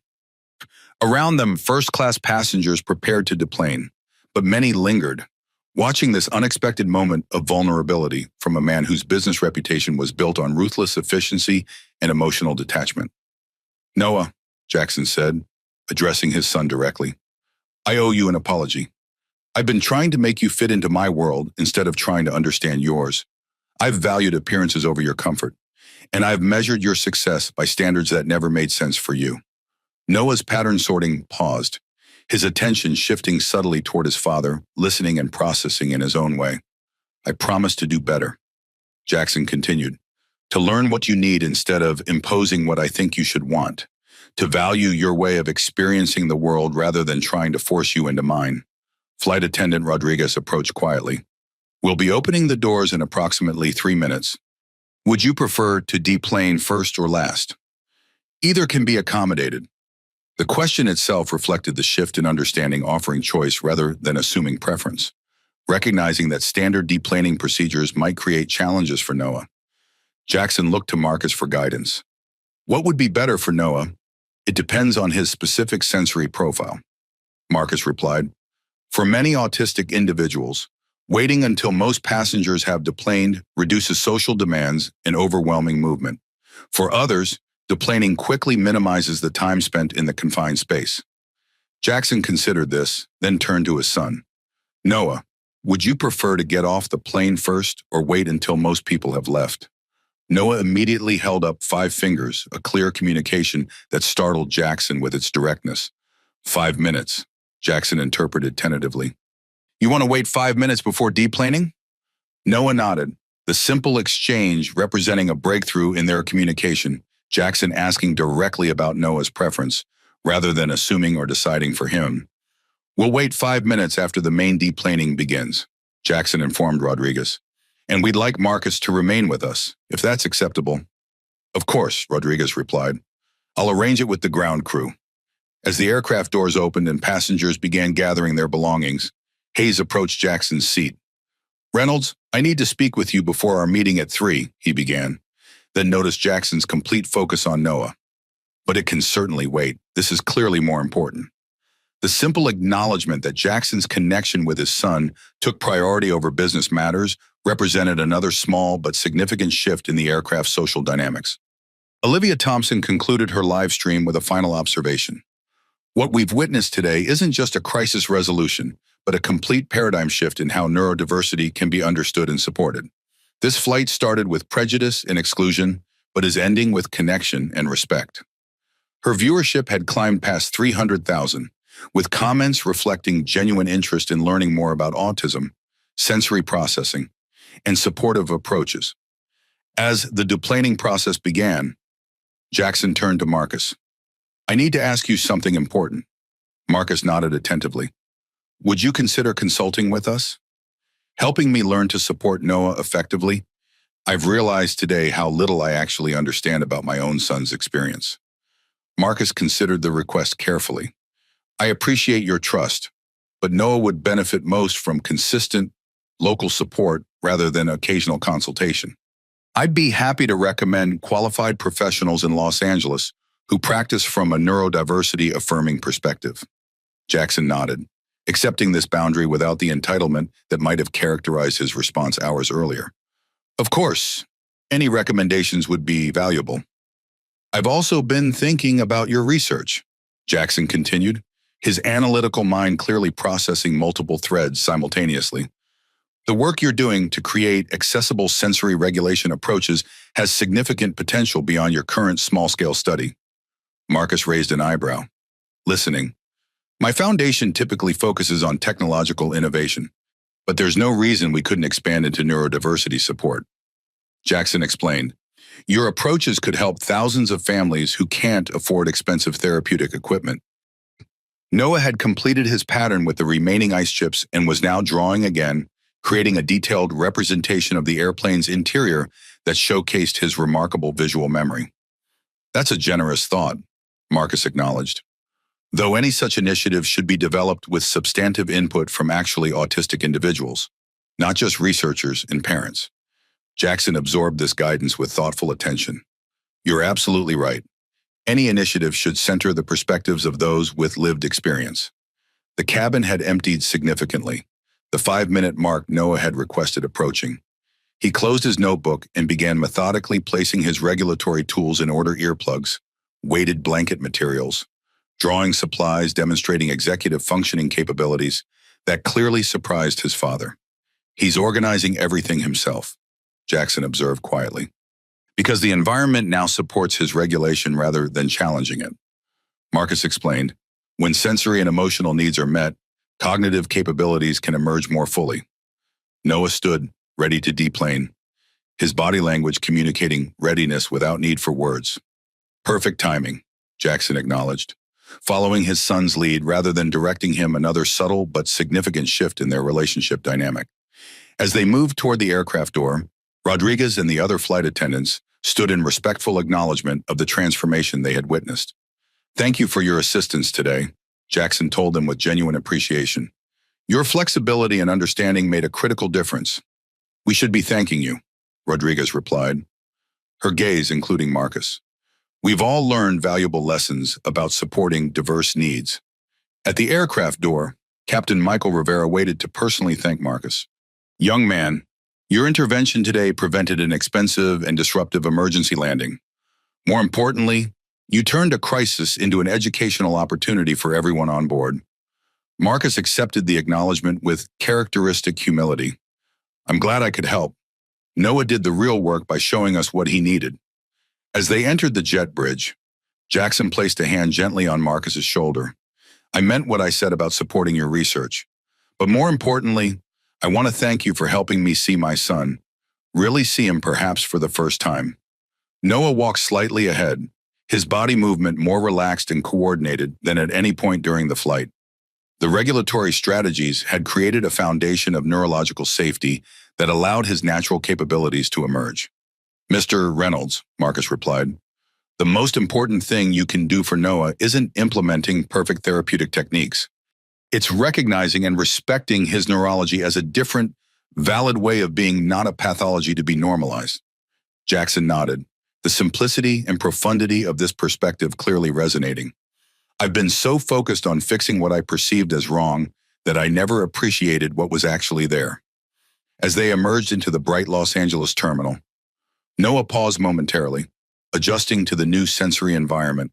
Without prompting, Jackson provided the steady pressure on his shoulders that they had established as helpful a father finally speaking his son's language. The Los Angeles International Airport terminal buzzed with typical midday activity, harried travelers rushing between gates, digital announcement boards flashing updated information, scents of fast food and coffee mingling in the recycled air. For Noah Reynolds, this sensory landscape would typically have been overwhelming, triggering the same distress that had nearly caused Flight 387 to make an emergency landing. Instead, something remarkable was happening. Noah walked steadily beside his father, occasionally humming but otherwise navigating the environment with relative ease. The regulatory strategies developed during the original crisis had created a foundation of neurological safety that continued to support him in this new setting. Jackson Reynolds maintained consistent proximity and pressure, his expensive briefcase slung carelessly over one shoulder, while his primary attention remained focused on his son's needs. Where he would typically have been checking messages and making calls immediately upon landing, his phone remained in his pocket, unused. Marcus Davis walked slightly behind them, carrying his worn backpack containing the textbooks and research notes for his conference presentation. The socioeconomic contrast between the millionaire technologist and the community college student remained stark, but the hierarchy that had seemed so rigid hours earlier had been fundamentally transformed. As they approached the main terminal, a flight attendant from economy class hurried to catch up with them. "Mr. Davis," she called, "I have something for you." Marcus turned, surprised to be addressed. "Several passengers in economy took a collection after learning what you did in first class," she explained, handing him an envelope. "They wanted to express their appreciation." Marcus accepted the envelope with evident discomfort. "That's very kind, but completely unnecessary. I was just doing what anyone with the right knowledge would have done." The flight attendant smiled. "Perhaps, but you're the one who actually did it." Nearby, other passengers from Flight 387 had gathered, many filming with smartphones or sending messages about their unusual flight experience. Olivia Thompson had transitioned from live streaming to recording professional quality video content, clearly planning a more substantive piece about the experience. "Excuse me," called a middle-aged woman who had been seated in economy. "My nephew is autistic, and I've never understood how to help him during meltdowns. Would you be willing to share any resources about those techniques you used?" Before Marcus could respond, and another passenger joined them. "My daughter's teacher keeps telling me she's disruptive in class, but what you described about sensory processing explains her behavior perfectly. Where can I learn more?" A small crowd began forming around them, passengers from both economy and first class seeking information and insight. What had begun as a crisis response was evolving into an impromptu educational session. Jackson observed this growing interest with thoughtful consideration. He glanced at Noah, who was beginning to show signs of discomfort with the gathering crowd. Without hesitation, Jackson implemented the regulatory techniques he had learned, creating a protective space around his son while maintaining the deep pressure that had proven so effective. Noah needs some space, he explained to the gathered passengers. But I've had an idea. For those interested in learning more, I'd like to invite you to a proper information session. He turned to Marcus. Would you be willing to share your knowledge in a more structured setting? I can arrange a conference room at my hotel this evening with proper compensation for your time and expertise. Marcus considered the proposal. I appreciate the offer, but I should focus on preparing for my research presentation tomorrow. Of course, Jackson acknowledged immediately, respecting the boundary. Perhaps just resources you could recommend. Actually, Marcus replied, I'd be happy to share some informational materials and websites that provide neurodiversity-affirming perspectives. That might be more helpful than an impromptu session anyway. Hayes, who had been quietly observing this interaction, stepped forward. Reynolds Technologies has a multimedia team here in LA for the conference. They could record proper educational content with appropriate production values if Mr. Davis is willing. The corporate resources that had previously seemed deployed solely for profit were being redirected toward education and understanding another subtle but significant transformation catalyzed by the flight experience. Rodriguez, who had deplaned with the crew, approached with several colleagues. Excuse me, but our team has been discussing the situation extensively. Would it be possible for Mr. Davis to provide some basic guidance for flight crews? We encounter similar situations regularly but have minimal training in effective support strategies. This cascade of interest reflected a broader shift from viewing Noah's autism as an individual problem to recognizing the need for collective understanding and accommodation. Noah tugged gently at his father's sleeve, clearly communicating a need. Jackson leaned down immediately, attentive in a way that would have seemed impossible hours earlier. Do you need a quieter space? He asked, correctly interpreting his son's communication. Noah nodded, the simple exchange representing significant progress in their relationship. We need to find a quieter environment, Jackson informed the gathered group. Noah's sensory system is still processing the flight experience. The immediate understanding and respect for this need without complaint or pressure to conform to neurotypical expectations demonstrated how deeply the educational experience had resonated with those who had witnessed it. As Jackson guided Noah toward a less crowded area, Hayes approached Marcus. Young man, your knowledge has commercial applications beyond this immediate situation.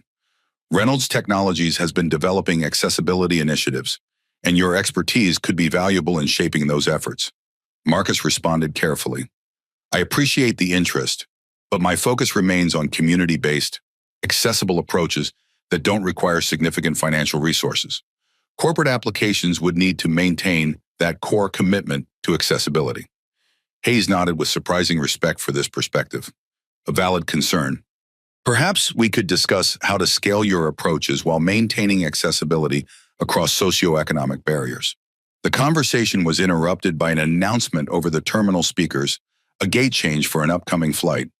Noah, still within earshot, immediately covered his ears, the sudden loud noise triggering sensory defensiveness. Jackson responded instantly with the regulatory techniques he had learned: deep pressure, a quiet humming that matched Noah's self-soothing pattern, and positioning his body to create a buffer between his son and the environmental stimuli. A mother with a young child watched this interaction with obvious interest.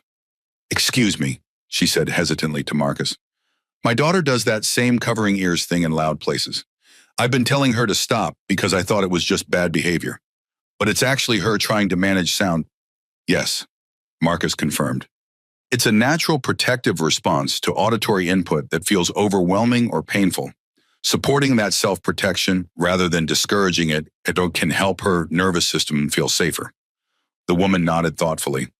I've been handling it all wrong. Do you have any suggestions for how I could help her instead? As Marcus provided simple guidance, Jackson observed the expanding ripple effect of understanding. What had begun as a crisis affecting one child was now influencing parenting approaches, corporate accessibility initiatives, airline protocols, and public perception. Noah had calmed again, his regulatory humming settling into a quieter pattern as his nervous system rebalanced. Jackson maintained the supportive pressure that had proven so effective, his attention fully focused on his son's needs rather than the business concerns that would typically have dominated his priorities. "I've been thinking," Jackson said to Marcus as they moved toward baggage claim. "The techniques you've shown us today should be widely available to families, educators, and service providers, not as proprietary methodologies, but as accessible common knowledge." Marcus nodded agreement. "That's precisely the focus of my research, democratizing effective supports so they're not limited to those with significant financial resources." "What would it take to expand your research significantly to create comprehensive resources available to anyone who needs them?" "Funding, certainly," Marcus acknowledged. "But more importantly, collaborative development with actually autistic individuals at every stage. The most effective approaches center the lived experience of those most directly affected." Hayes, still walking with them, raised an eyebrow. "That's not the typical corporate R&D model, which may explain why typical corporate solutions often miss the mark for neurodivergent individuals," Marcus replied diplomatically. As they approached the baggage claim area, several more passengers from Flight 387 joined them, the shared experience creating an unusual community of interest that transcended the typical anonymity of air travel. "Excuse me," said an elderly gentleman who had been seated in first class. "I've been watching how you're helping that young man, and it reminds me of my grandson. Our family has been struggling to understand his needs. Could you recommend some resources?" Another passenger, a teacher from economy class, added, "I have 3 students with autism in my classroom, and I've never seen these approaches. Is there somewhere I can learn more?" The growing cascade of interest reflected a hunger for understanding that transcended the immediate situation, suggesting that the impact of Flight 387 would extend far beyond this single journey. Jackson observed this phenomenon with the analytical mind that had built his technology empire. There's clearly significant unmet need for accessible, practical information about supporting neurodivergent individuals. Not clinical manuals or academic papers, but real-world, applicable approaches. Noah had begun drawing again, creating a detailed rendering of the airport terminal with remarkable spatial accuracy. Several onlookers watched with evident appreciation for his artistic skill. "He's incredibly talented," observed a woman who had complained about Noah's behavior early in the flight. "I had no idea." "Many autistic individuals have areas of exceptional ability," Marcus explained. "When we focus exclusively on perceived deficits or challenges, we often miss remarkable strengths." This simple reframing from deficit-based to strength-based perspectives resonated visibly with those listening. Another small but significant shift in understanding catalyzed by the shared flight experience. As their luggage appeared on the carousel, Jackson turned to Marcus. "I meant what I said about supporting your research and making these approaches widely accessible. Not as a corporate product, but as a social good. Would you be open to discussing possibilities after your conference presentation?" "I'd be happy to continue the conversation." Marcus agreed, with the understanding that any initiative must maintain accessibility as its core principle. Noah had finished his drawing and was now watching the luggage carousel with focused attention, clearly monitoring for their specific bags. When his father's distinctive leather suitcase appeared, he pointed to it immediately, demonstrating awareness and engagement that clearly surprised Jackson. "Thank you, Noah," Jackson acknowledged, retrieving the luggage. "Great spotting." This simple exchange, a father acknowledging his son's contribution rather than assuming incompetence, represented yet another small transformation in their relationship. As they prepared to leave the airport, Marcus shouldered his backpack. "I should head to my conference accommodations to prepare for tomorrow. Let me arrange transportation for you," Jackson offered immediately. Marcus shook his head slightly. "I appreciate the offer, but I've already arranged a shared shuttle. It's covered by my conference scholarship." Jackson nodded, respecting this boundary. "At least let me give you my direct contact information. I'd like to continue our conversation about expanding your research when your conference commitments allow." "I'd appreciate that," Marcus agreed, accepting Jackson's business card. Noah approached Marcus directly, a rare initiation of social contact that clearly surprised his father. He offered his latest drawing, a detailed rendering of Marcus helping them during the flight, the artwork conveying appreciation more powerfully than words. "Thank you, Noah," Marcus said, accepting the gift with evident appreciation. This is excellent work. Your perspective and detail are remarkable. Noah's subtle smile acknowledged the specific, genuine compliment, another moment of connection that transcended conventional communication. As Marcus prepared to depart, Rodriguez approached with several other flight attendants. We've been discussing how to better prepare for supporting neurodivergent passengers, she explained. Would you be willing to share some basic guidance that we could implement immediately? This final request encapsulated the broader transformation catalyzed by Flight 387 from crisis management to proactive accommodation. From individual solution to systemic change, the impromptu community that had formed around shared understanding was beginning to disperse. But the connections established and perspectives shifted would continue long after the passengers of Flight 387 had gone their separate ways. The Los Angeles skyline emerged through scattered clouds as Flight 387 began its final approach. In first class, the transformation from crisis to connection continued unfolding. Noah Reynolds sat calmly beside his father, methodically arranging airline snacks in precise geometric patterns while occasionally glancing out the window at the city below. We'll be landing in about 20 minutes, Jackson informed his son, maintaining the gentle pressure on Noah's shoulders that had proven so regulatory. The plane will tilt forward, and we'll feel some bumps as we touch down.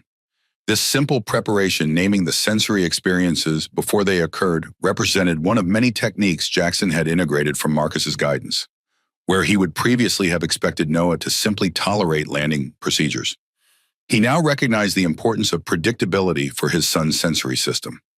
Marcus observed from across the aisle, providing occasional guidance but increasingly allowing father and son to establish their own communication patterns. The crisis that had nearly forced an emergency landing had become a catalyst for genuine connection. Noah, would you like to wear the earplugs for landing? Jackson asked, demonstrating another shift from directive to collaborative parenting. The engines will get louder as we descend. Noah reached for the specialized earplugs Marcus had provided, placing them carefully in his ears, a clear self-advocacy that would have seemed impossible hours earlier. Flight attendant Rodriguez approached with final landing preparations. We'll be on the ground in Los Angeles in approximately 15 minutes, she informed them quietly. I've spoken with the ground crew, and they're prepared to accommodate whatever deplaning approach works best for Noah. This proactive accommodation adjusting procedures to meet neurodivergent needs rather than expecting conformity to standard protocols reflected another dimension of the transformation catalyzed by the flight experience. Thank you, Jackson replied with genuine appreciation. I think a slightly delayed deplaning would be best, allowing most passengers to exit before we navigate the terminal. Does that seem right to you, Marcus? That's often helpful, Marcus confirmed. The reduced social demands and movement can make transition easier. Noah had begun drawing again, creating a detailed rendering of the aircraft's descent pattern toward Los Angeles. His spatial awareness and visual memory produced a remarkably accurate representation of their approach corridor. That's incredible, Jackson observed, watching his son's precise pencil strokes. He's drawing our exact descent path. Many autistic individuals have enhanced perceptual capabilities. Marcus explained, the same neurology that creates challenges in some contexts creates remarkable abilities in others. From the row behind them, Hayes leaned forward. Reynolds, that drawing is extraordinarily accurate. I've flown this approach hundreds of times, and he's captured it perfectly. This recognition of Noah's abilities rather than deficits represented another subtle shift in perception catalyzed by the flight experience. The aircraft encountered mild turbulence as it descended through scattered clouds. Noah tensed momentarily, then applied the self-regulation strategies he had learned, pressing the weighted blanket more firmly against his lap while increasing his regulatory humming. Perfect self-regulation, Marcus acknowledged.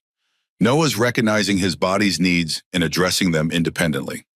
Jackson watched with evident pride as his son navigated the sensory challenge without escalating to distress. He's never handled turbulence this well before, because now he has effective tools and understanding, Marcus replied, and perhaps equally importantly, he has acceptance rather than pressure to suppress his natural responses. The captain's voice came over the intercom announcing final landing preparations. Thanks to the earplugs, Noah processed this auditory input without distress, another small victory in sensory regulation. When we land, Jackson asked Marcus, what should we anticipate as challenges in the terminal? The noise and crowds have typically been overwhelming for Noah. Transitioning between environments is often difficult, Marcus acknowledged. The terminal will present multiple sensory challenges, unpredictable noises, visual complexity, movement, unfamiliar scents. Continuing the regulatory strategies we've established will be important. Rodriguez returned with a laminated card. I spoke with our ground team. This card identifies Noah as a passenger requiring accommodation. It won't eliminate all challenges, but it allows for priority movement through customs and security if needed. This institutional accommodation, a simple tool that acknowledged different needs without demanding conformity, represented another dimension of change catalyzed by the flight. That's very thoughtful, Jackson said. Just a few months ago, I would have rejected such identification out of concern for appearances. I was more worried about Noah being labeled as different than about actually supporting his needs. This honest self-assessment, acknowledging past prioritization of conformity over accommodation, reflected Jackson's evolving perspective on his son's neurodiversity. Noah's drawing had evolved to include the Los Angeles airport, rendered with remarkable detail, despite not yet being visible from their approach angle. His spatial memory and visualization abilities allowed him to create what he could not yet see but knew existed. He's drawing the terminal layout from memory. Jackson realized, we flew through LAX 3 months ago. Eidetic memory is relatively common in autism. Marcus explained, the ability to recall visual information with unusual precision. A passenger who had earlier complained about Noah's behavior watched this drawing process with evident fascination. That's remarkable. He's genuinely gifted. Different, not less, Marcus replied simply. The aircraft descended through the final approach corridor, the Los Angeles landscape spreading beneath them in geometric patterns of streets, buildings, and infrastructure. Noah's regulatory humming increased slightly in volume as the pressure changes intensified, but he remained regulated and engaged. Landing can be particularly challenging, Marcus noted. The pressure changes, engine noise variation, and vestibular input create multiple sensory demands simultaneously. Jackson nodded understanding, maintaining the consistent deep pressure on Noah's shoulders while offering ice chips that had proven effective for oral sensory regulation. I've been thinking about what you said regarding Noah's previous therapies, Jackson said quietly to Marcus, about how they focused on suppressing his autistic traits rather than supporting his neurology. Different approaches reflect different underlying philosophies, Marcus replied diplomatically. Some prioritize outward conformity to neurotypical standards, while others focus on supporting internal regulation and authentic expression. I've always chosen the former, Jackson acknowledged, measuring success by how effectively Noah could mask his autism rather than how comfortable or regulated he felt. This recognition that prioritizing appearances had come at the cost of his son's well-being reflected a profound shift in Jackson's understanding of parental support. The landing gear deployed with a mechanical thump that resonated through the aircraft. Noah registered this sensory input but processed it without distress, continuing his detailed drawing while accepting the regulatory support his father provided. Almost there, Jackson said reassuringly. You're doing wonderfully, Noah. The simple acknowledgement of effort rather than demand for compliance represented another dimension of their evolving relationship. When we land, Marcus suggested, maintaining consistency will be important. The transition from aircraft to terminal presents multiple novel sensory inputs. The regulatory strategies we've established will help Noah navigate that transition. Jackson nodded, absorbing this guidance with the focused attention he typically reserved for high-level business strategy. What specific approaches would you recommend for the terminal environment, continuing the deep pressure, maintaining predictability through clear communication about what's coming next, and creating micro breaks in quieter spaces if needed? Marcus replied. Hayes, still listening from the row behind, commented with surprising insight, essentially creating an accommodation bridge between environments rather than expecting immediate adaptation. Exactly, Marcus confirmed, pleased by this understanding. The aircraft aligned with the runway, descending through the final approach corridor as the Los Angeles landscape rushed beneath them. Noah watched through the window, his visual processing system engaged but not overwhelmed thanks to the regulatory foundation established during the flight. Wheels down in approximately 30 seconds, Jackson narrated softly for his son. We'll feel a bump when the wheels touch. and then the engines will get louder as they reverse thrust to slow us down. This predictive narration preparing Noah's sensory system for incoming experiences represented another technique Jackson had integrated from Marcus's guidance. The wheels touched down with a squeal of rubber on concrete, the aircraft settling onto the runway with a series of small bumps before the engines roared with reverse thrust. Noah processed these intense sensory inputs without distress, his regulatory system supported by the combined techniques they had established. "Perfect landing, Noah," Jackson acknowledged. "You handled all those big sensory changes really well." As the aircraft taxied toward the terminal, Captain Rivera's voice came over the intercom.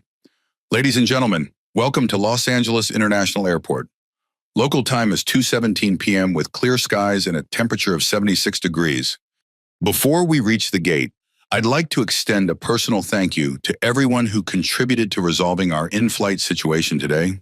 It was a remarkable example of community support and problem solving. This public acknowledgement recognizing the collective effort rather than focusing on the initial disruption reflected how completely the narrative had transformed during the flight. Noah had completed his drawing of the aircraft landing, the artwork displaying remarkable perspective and detail. He handed it to his father, a form of communication that conveyed more than words could express. "Thank you, Noah," Jackson said, genuinely appreciating both the gift and its meaning. "This is excellent work. Would you like to share it with Marcus?"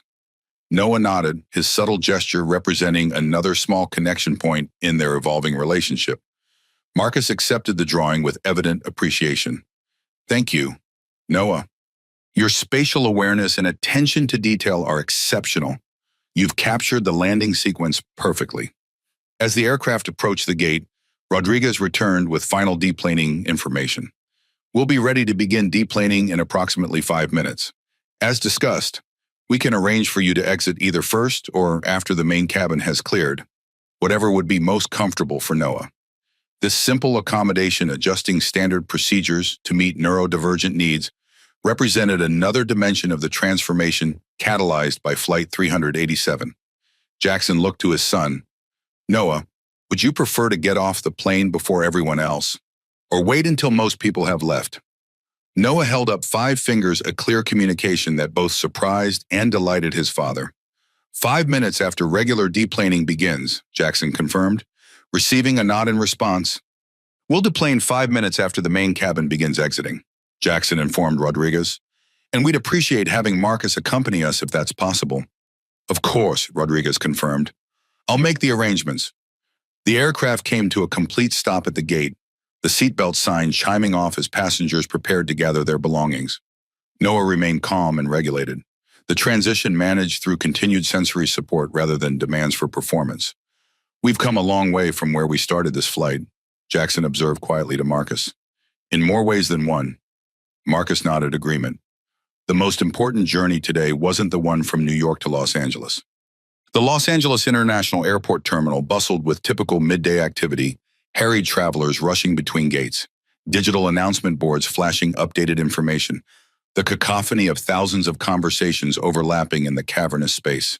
For Noah Reynolds, this sensory landscape would typically have triggered immediate overwhelm, similar to the crisis that had occurred on the flight. Instead, something remarkable was happening. Noah walked steadily beside his father, his movements occasionally stiffening when particularly loud announcements echoed through the terminal, but otherwise navigating the environment with relative regulation. Jackson Reynolds maintained consistent proximity and pressure, his expensive briefcase slung casually over one shoulder, while his attention remained focused on his son's needs. The regulatory strategies they had developed during the flight continued to provide a foundation of neurological safety in this challenging new environment. Marcus Davis walked slightly behind them, carrying his worn backpack containing the textbooks and research notes for his conference presentation. The socioeconomic contrast between the millionaire technologist and the community college student remained visible, but the hierarchy that had defined their initial interaction had been fundamentally transformed. As they approached the main terminal, a cluster of reporters and photographers waited near the security exit. News of the in-flight situation had apparently reached media outlets, turning what might have been a routine flight into a noteworthy story. Mr. Reynolds called a reporter, recognizing the tech millionaire. "Is it true your son experienced a crisis on today's flight? Can you comment on how it was resolved?" Jackson paused, his protective instincts visibly engaging as he positioned himself between Noah and the approaching media. Noah needs space and reduced sensory input right now. I'd be happy to provide a statement later. This simple prioritization, placing his son's neurological needs above public relations concerns, represented another dimension of Jackson's transformation. Noah had begun his regulatory humming, the unfamiliar faces and camera flashes creating new sensory challenges. Jackson immediately implemented the techniques Marcus had taught him, providing deep pressure while creating a physical buffer between Noah and the environmental stimuli. "Perfect, Mr. Reynolds," Marcus encouraged quietly. "You're giving Noah's nervous system exactly what it needs to process this transition." A television reporter approached with a cameraman. "Mr. Reynolds, social media is buzzing with videos from your flight showing a passenger from economy class helping during a situation in first class. Is this the young man?" She gestured toward Marcus. Before Jackson could respond, airline staff intervened, creating a protective corridor for the deplaning passengers. "Media interviews must be conducted in designated areas only," a ground supervisor announced firmly. Noah's regulatory humming had increased in volume, his body beginning to rock slightly as the sensory demands intensified. Without hesitation, Jackson implemented the full range of support strategies they had developed: deep pressure, proprioceptive input, and verbal reassurance. "You're safe, Noah," he said calmly. "We're going to move to a quieter area in just a moment. These lights and cameras are very bright and surprising, but they won't hurt you." This narration acknowledging sensory challenges while providing reassurance represented another technique Jackson had integrated from Marcus's guidance. From the media cluster, a more persistent reporter called out, "Mr. Davis, how did you know what to do when the flight crew couldn't help?" Marcus maintained his focus on Noah and Jackson, ignoring the media attention. "Let's find a quieter space," he suggested. "The sensory environment here is extremely challenging." Airport security personnel approached, creating additional space around them. "Mr. Reynolds, we can provide access to a private lounge if that would be helpful," offered a supervisor who had been briefed on the situation. "Thank you," Jackson replied. "That would be very beneficial for my son." As they were escorted toward a quieter area, several passengers from Flight 387 had stopped to observe the media interest, some filming with their smartphones. Olivia Thompson was providing professional quality narration for her social media channels, her audience now numbering in the hundreds of thousands. "What we witnessed today wasn't just a crisis resolution," she explained to her viewers. "It was a masterclass in understanding neurodivergent needs and providing appropriate accommodations." The young man from economy who helped Marcus Davis demonstrated approaches that transformed not just one child's experience, but an entire cabin's understanding of autism. In the private airline lounge, the sensory landscape shifted dramatically: muted lighting, cushioned seating, and significant noise reduction, creating a more regulated environment. Noah's body visibly relaxed as the overwhelming input from the main terminal was replaced by this more manageable space.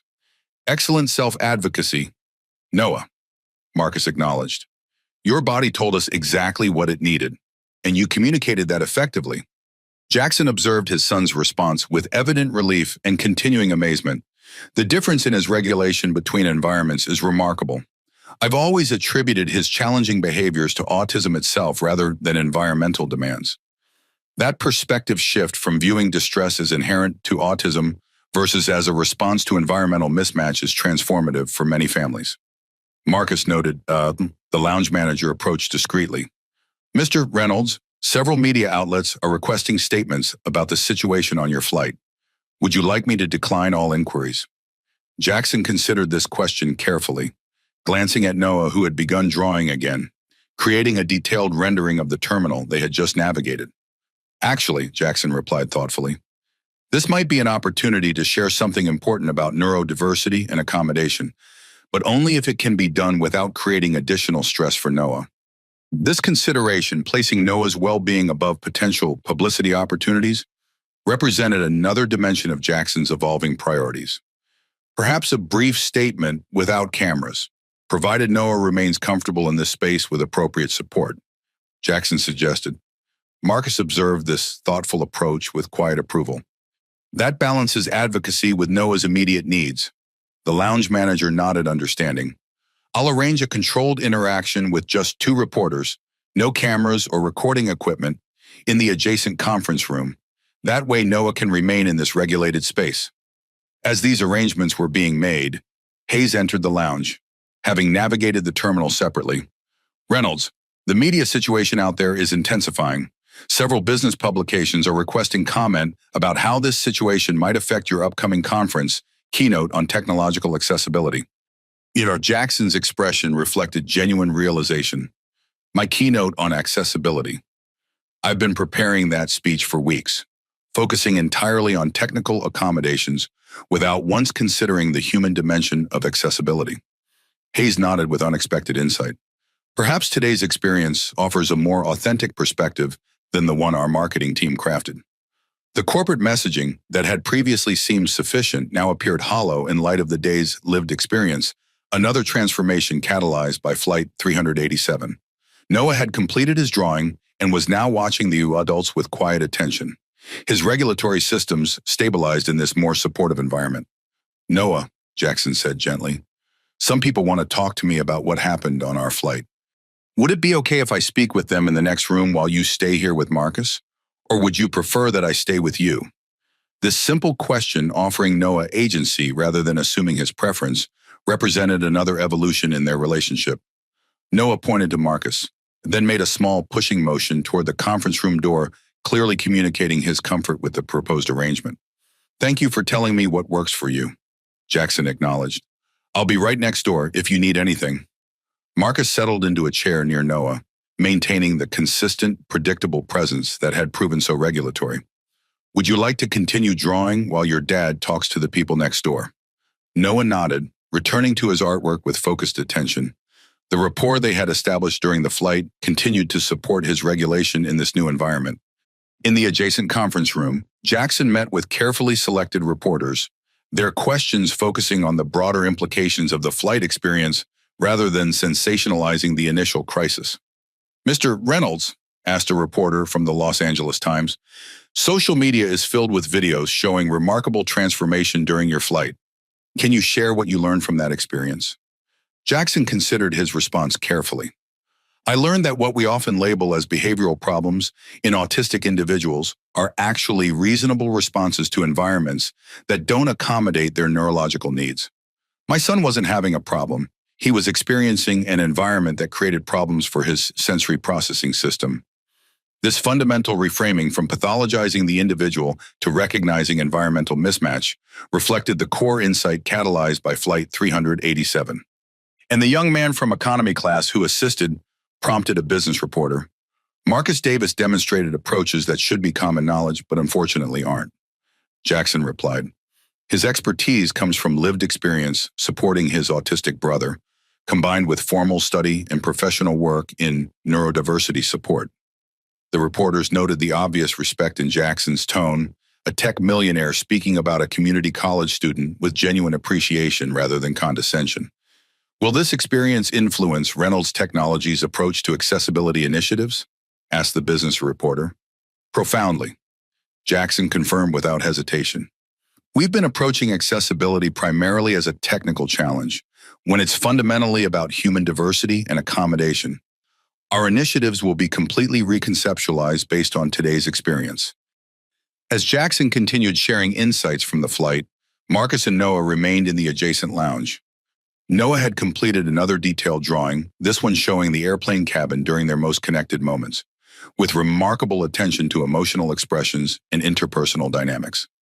This is excellent observational work, Noah, Marcus acknowledged.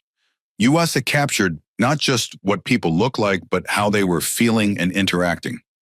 Noah's subtle smile acknowledged this specific, meaningful praise, another moment of connection that transcended conventional communication patterns. A lounge attendant approached with a tablet computer. Mr. Davis, there's something I thought you might want to see. She offered the tablet, which displayed Olivia Thompson's viral social media coverage of the flight experience, now approaching 1 million views. The comments section revealed something remarkable. Thousands of parents, educators, and neurodivergent individuals expressing gratitude for the demonstrated techniques and perspective shift. This is the first time I've seen autism support that doesn't focus on making the person normal, Where can I learn these approaches for my classroom? As an autistic adult, I'm literally crying and watching someone finally understand. This is what acceptance and accommodation actually looks like. Can someone get this guy a TED Talk or Netflix special? What had begun as a potential public relations crisis had transformed into an educational catalyst. Reaching far beyond the confines of Flight 387, Jackson returned from his media interaction, immediately checking Noah's regulation status before addressing any other concerns. How are you doing, Noah? Is this space still working well for your sensory needs? Noah nodded, offering his latest drawing to his father, another form of communication that conveyed more than words could express. Thank you, Jackson said, genuinely appreciating both the gift and its meaning. This is remarkable work.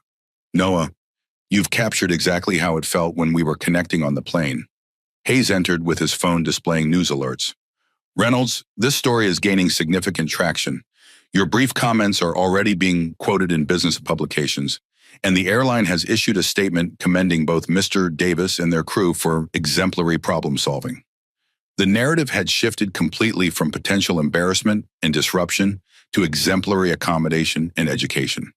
This transformation of public perception reflected the deeper shifts in understanding catalyzed by the flight experience. Mr. Reynolds, Marcus said, I should probably head to my conference accommodations to prepare for tomorrow's presentation. Of course, Jackson replied immediately. At least let me arrange transportation for you, Marcus smiled slightly. Thank you, but I've already arranged a shared shuttle. It's covered by my conference scholarship. Jackson nodded, respecting this boundary. Then at least allow me to give you my direct contact information. I meant what I said about supporting your research and making these approaches more widely accessible.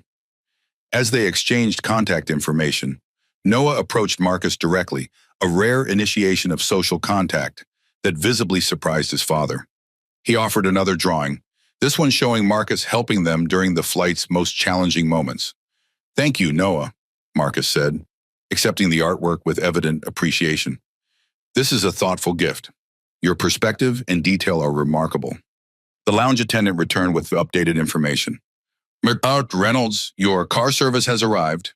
And Mr. Davis, your conference shuttle is waiting at Terminal B, just past the main entrance. As they prepared to go their separate ways, Rodriguez arrived with several colleagues from the flight crew. We wanted to thank you both properly, she explained.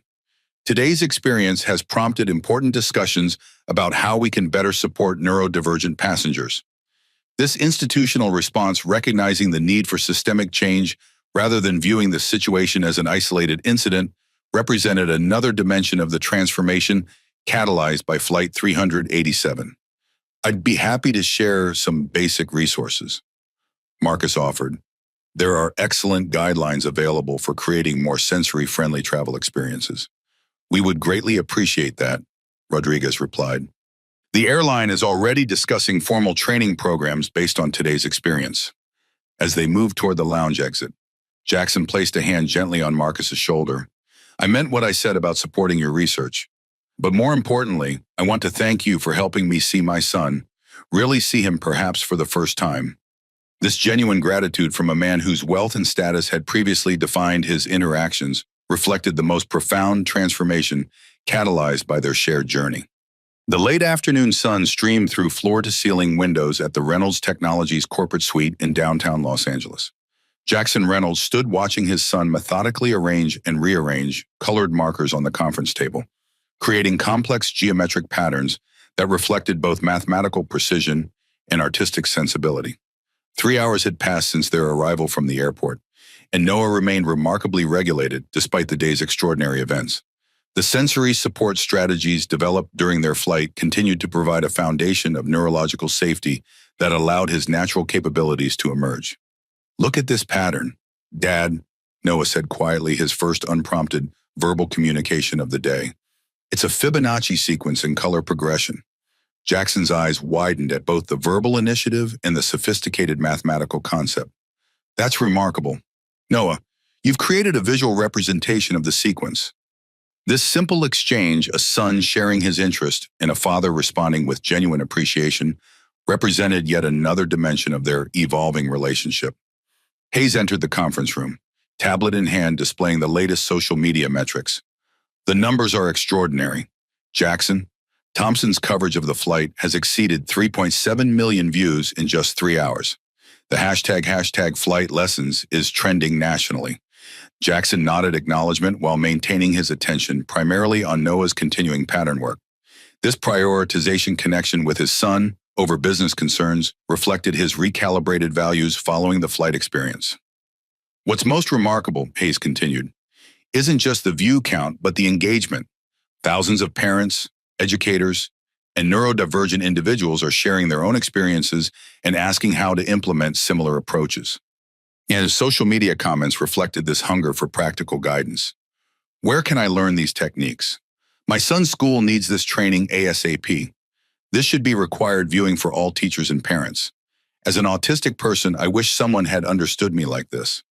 Why isn't this common knowledge? The educational impact extended far beyond the immediate situation, creating ripples of understanding across digital platforms typically dominated by more superficial content. Have you seen the airline's official statement? Hayes asked, displaying the corporate response on his tablet. Today on Flight 387, our crew witnessed an extraordinary example of community problem-solving and neurodiversity accommodation. We are committing to comprehensive review of our training and procedures to better support passengers of all neurological profiles.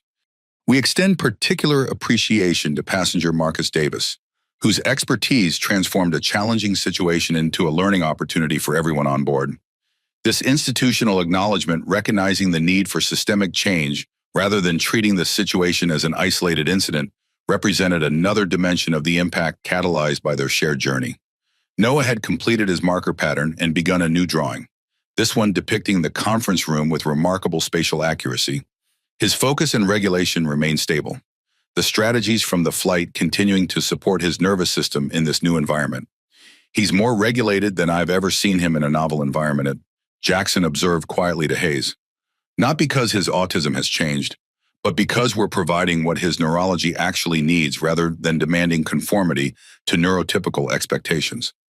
This fundamental reframing from viewing autism as pathology to recognizing it as a different but valid neurological operating system reflected the core insight catalyzed by their flight experience.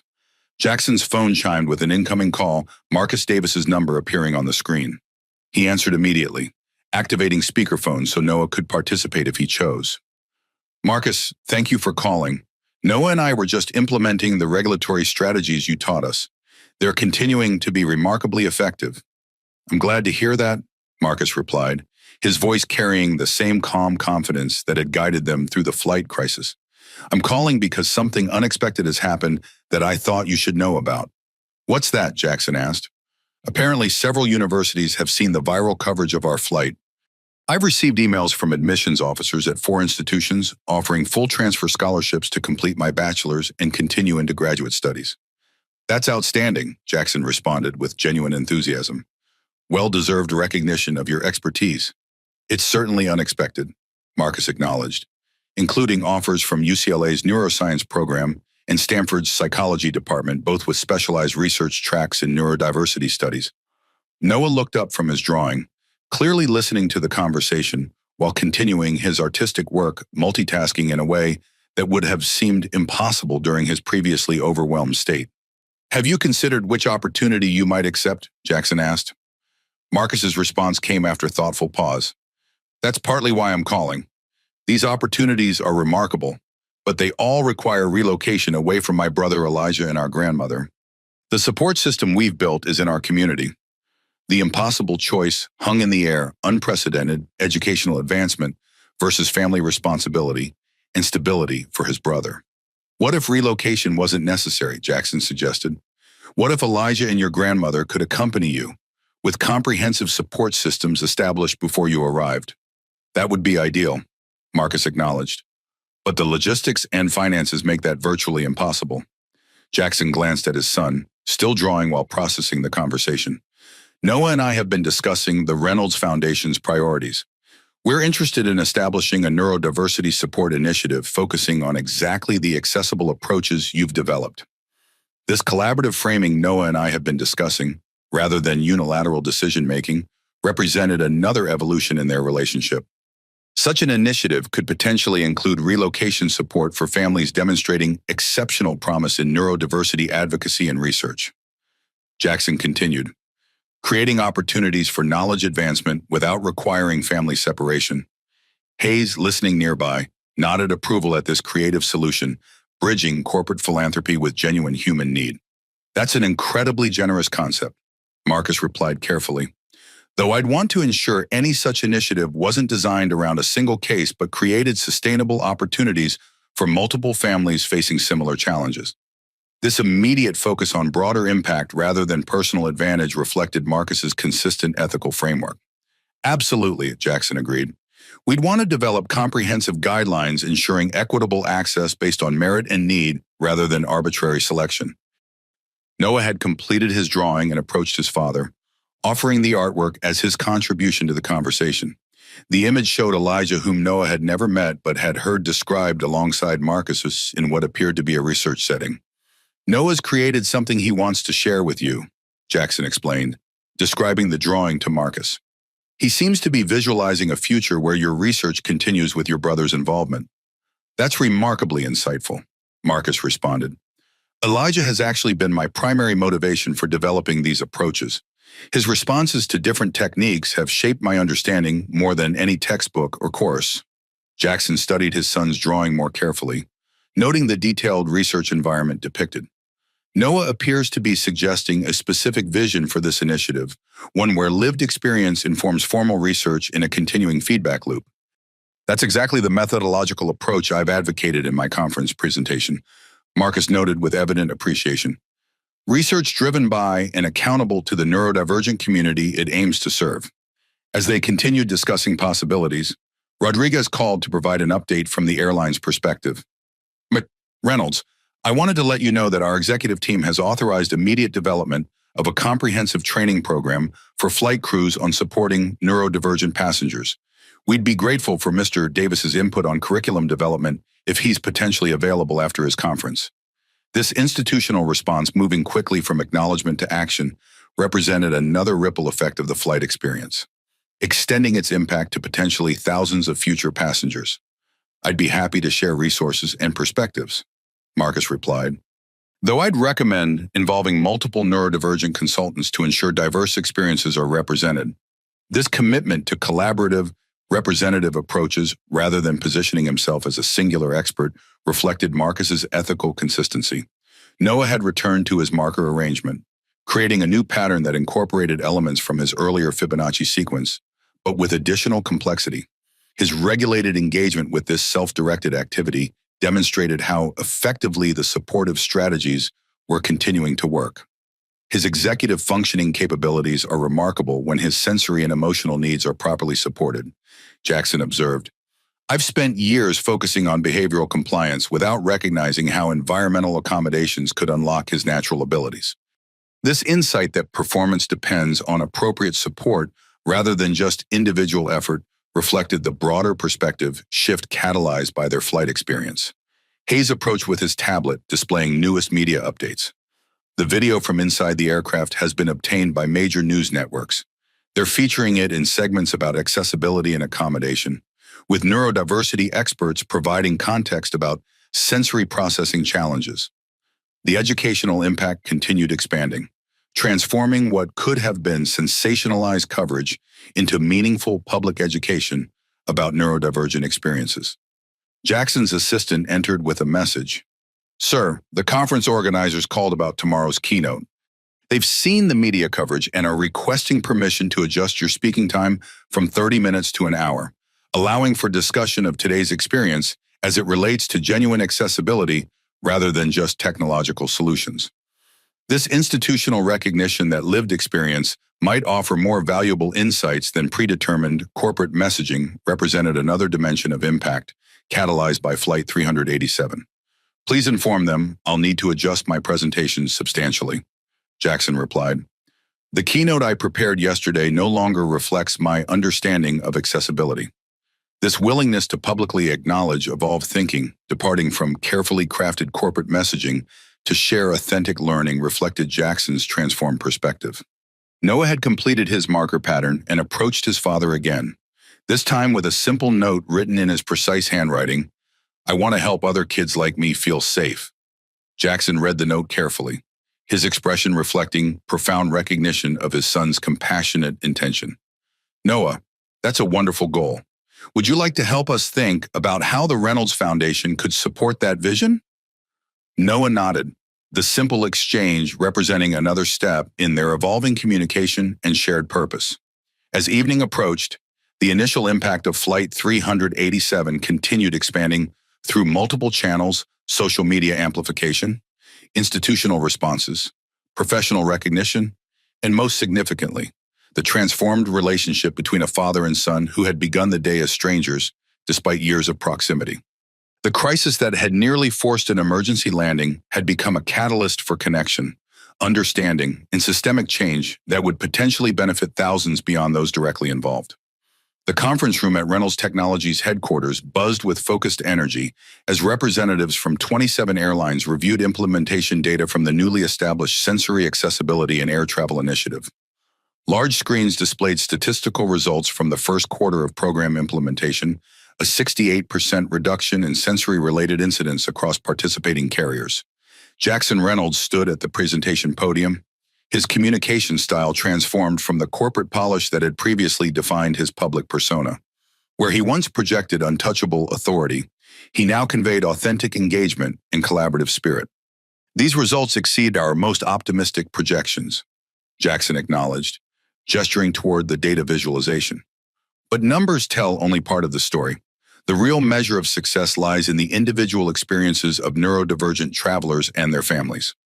The video screen transitioned to testimonials from passengers who had benefited from the new accommodation's pre-boarding sensory orientation options, quiet spaces within terminals, flight crew training and regulatory support techniques, and flexible deplaning protocols. "My autistic daughter traveled without meltdown for the first time in her life," shared one parent.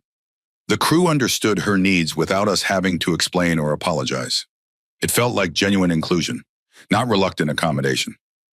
Noah sat in the front row, methodically documenting the presentation in his notebook. At nearly 11 now, he had grown more comfortable in professional settings, provided appropriate sensory accommodations were in place, the noise-reducing headphones resting around his neck, the weighted lap pad discreetly positioned under the table, the fidget tools arranged precisely beside his notebook, all represented accommodations that supported his regulation without demanding conformity. Rodriguez, now serving as Director of Passenger Accessibility for her airline, presented the next segment. "The most significant transformation hasn't been procedural, but perceptual," she explained. "Our crews no longer view neurodivergent passengers as problems to manage, but as travelers with specific needs that we're equipped to support." This fundamental reframing from problem orientation to support orientation reflected the core insight catalyzed by Flight 387 3 months earlier. At Princeton University, Marcus Davis leaned back from his computer screen, having joined the conference virtually from his dormitory. His rapid academic advancement had become another dimension of transformation following the flight experience. The Reynolds Foundation's Neurodiversity Family Advancement Initiative had enabled Marcus to accept Princeton's offer while relocating his brother Elijah and their grandmother to appropriate housing and support services near campus. "The data from our pilot implementation is compelling," Marcus observed, his calm confidence unchanged despite his dramatically altered circumstances. "But I'd suggest our next phase should focus on standardization across carriers to ensure travelers experience consistent support regardless of which airline they choose." This systems-level thinking, considering the broader ecosystem, rather than isolated improvements, characterized Marcus's continuing influence on the initiative. Noah raised his hand slightly, the subtle gesture immediately noticed by his father, who had become attuned to his son's communication signals. "Noah has a suggestion," Jackson acknowledged, creating space for his son's contribution. "The sensory maps need updating," Noah said, his voice quiet but clear. "Terminal renovations at 7 airports have created new hotspots that aren't reflected in the current guidance materials."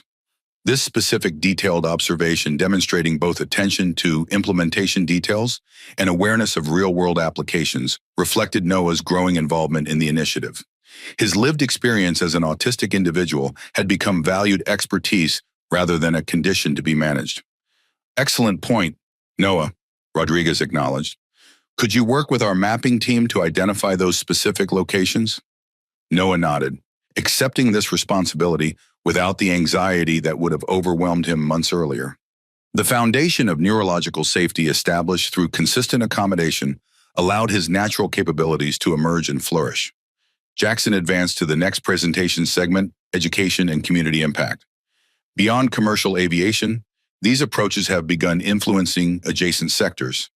Public transportation systems in 17 cities have implemented similar accommodation protocols, and event venues from sports arenas to concert halls are developing sensory accessibility initiatives. This expanding influence concepts from Flight 387, rippling outward through multiple sectors, represented the broader transformation catalyzed by their shared experience. The conference room door opened as Hayes entered with an unexpected guest, Dr. Elena Rivera, the psychology professor who had originally nominated Marcus for the scholarship that had placed him on Flight 387.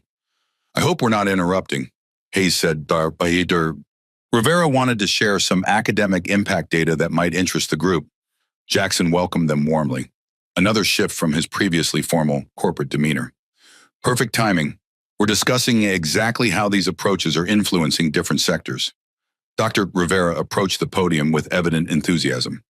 The case study documentation from Flight 387 has become required reading in psychology and education programs at 43 universities. What began as a crisis response has transformed how we teach sensory regulation and neurodiversity accommodation. This academic integration incorporating lived experience into formal education represented another dimension of the flight's expanding impact. Marcus's research methodology, combining accessible approaches with rigorous documentation, has established a new standard in the field. Rivera continued. His work bridges theoretical frameworks with practical application in ways that are influencing curriculum development nationwide. Marcus acknowledged this recognition with characteristic humility.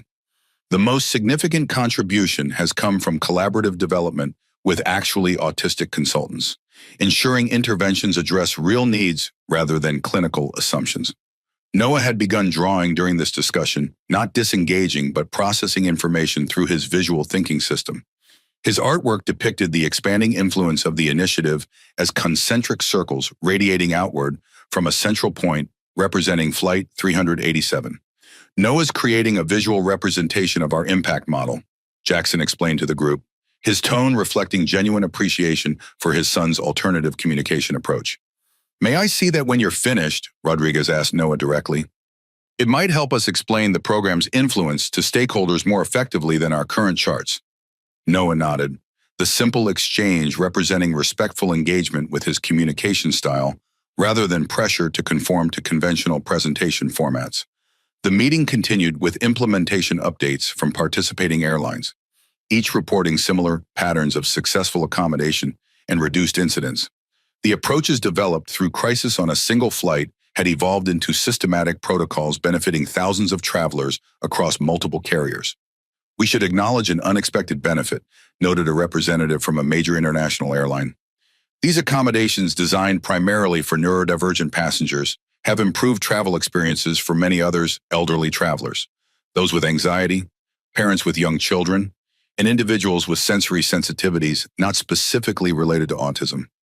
This recognition that accommodations designed for neurodivergent individuals often benefit many others reflected a broader understanding of universal design principles.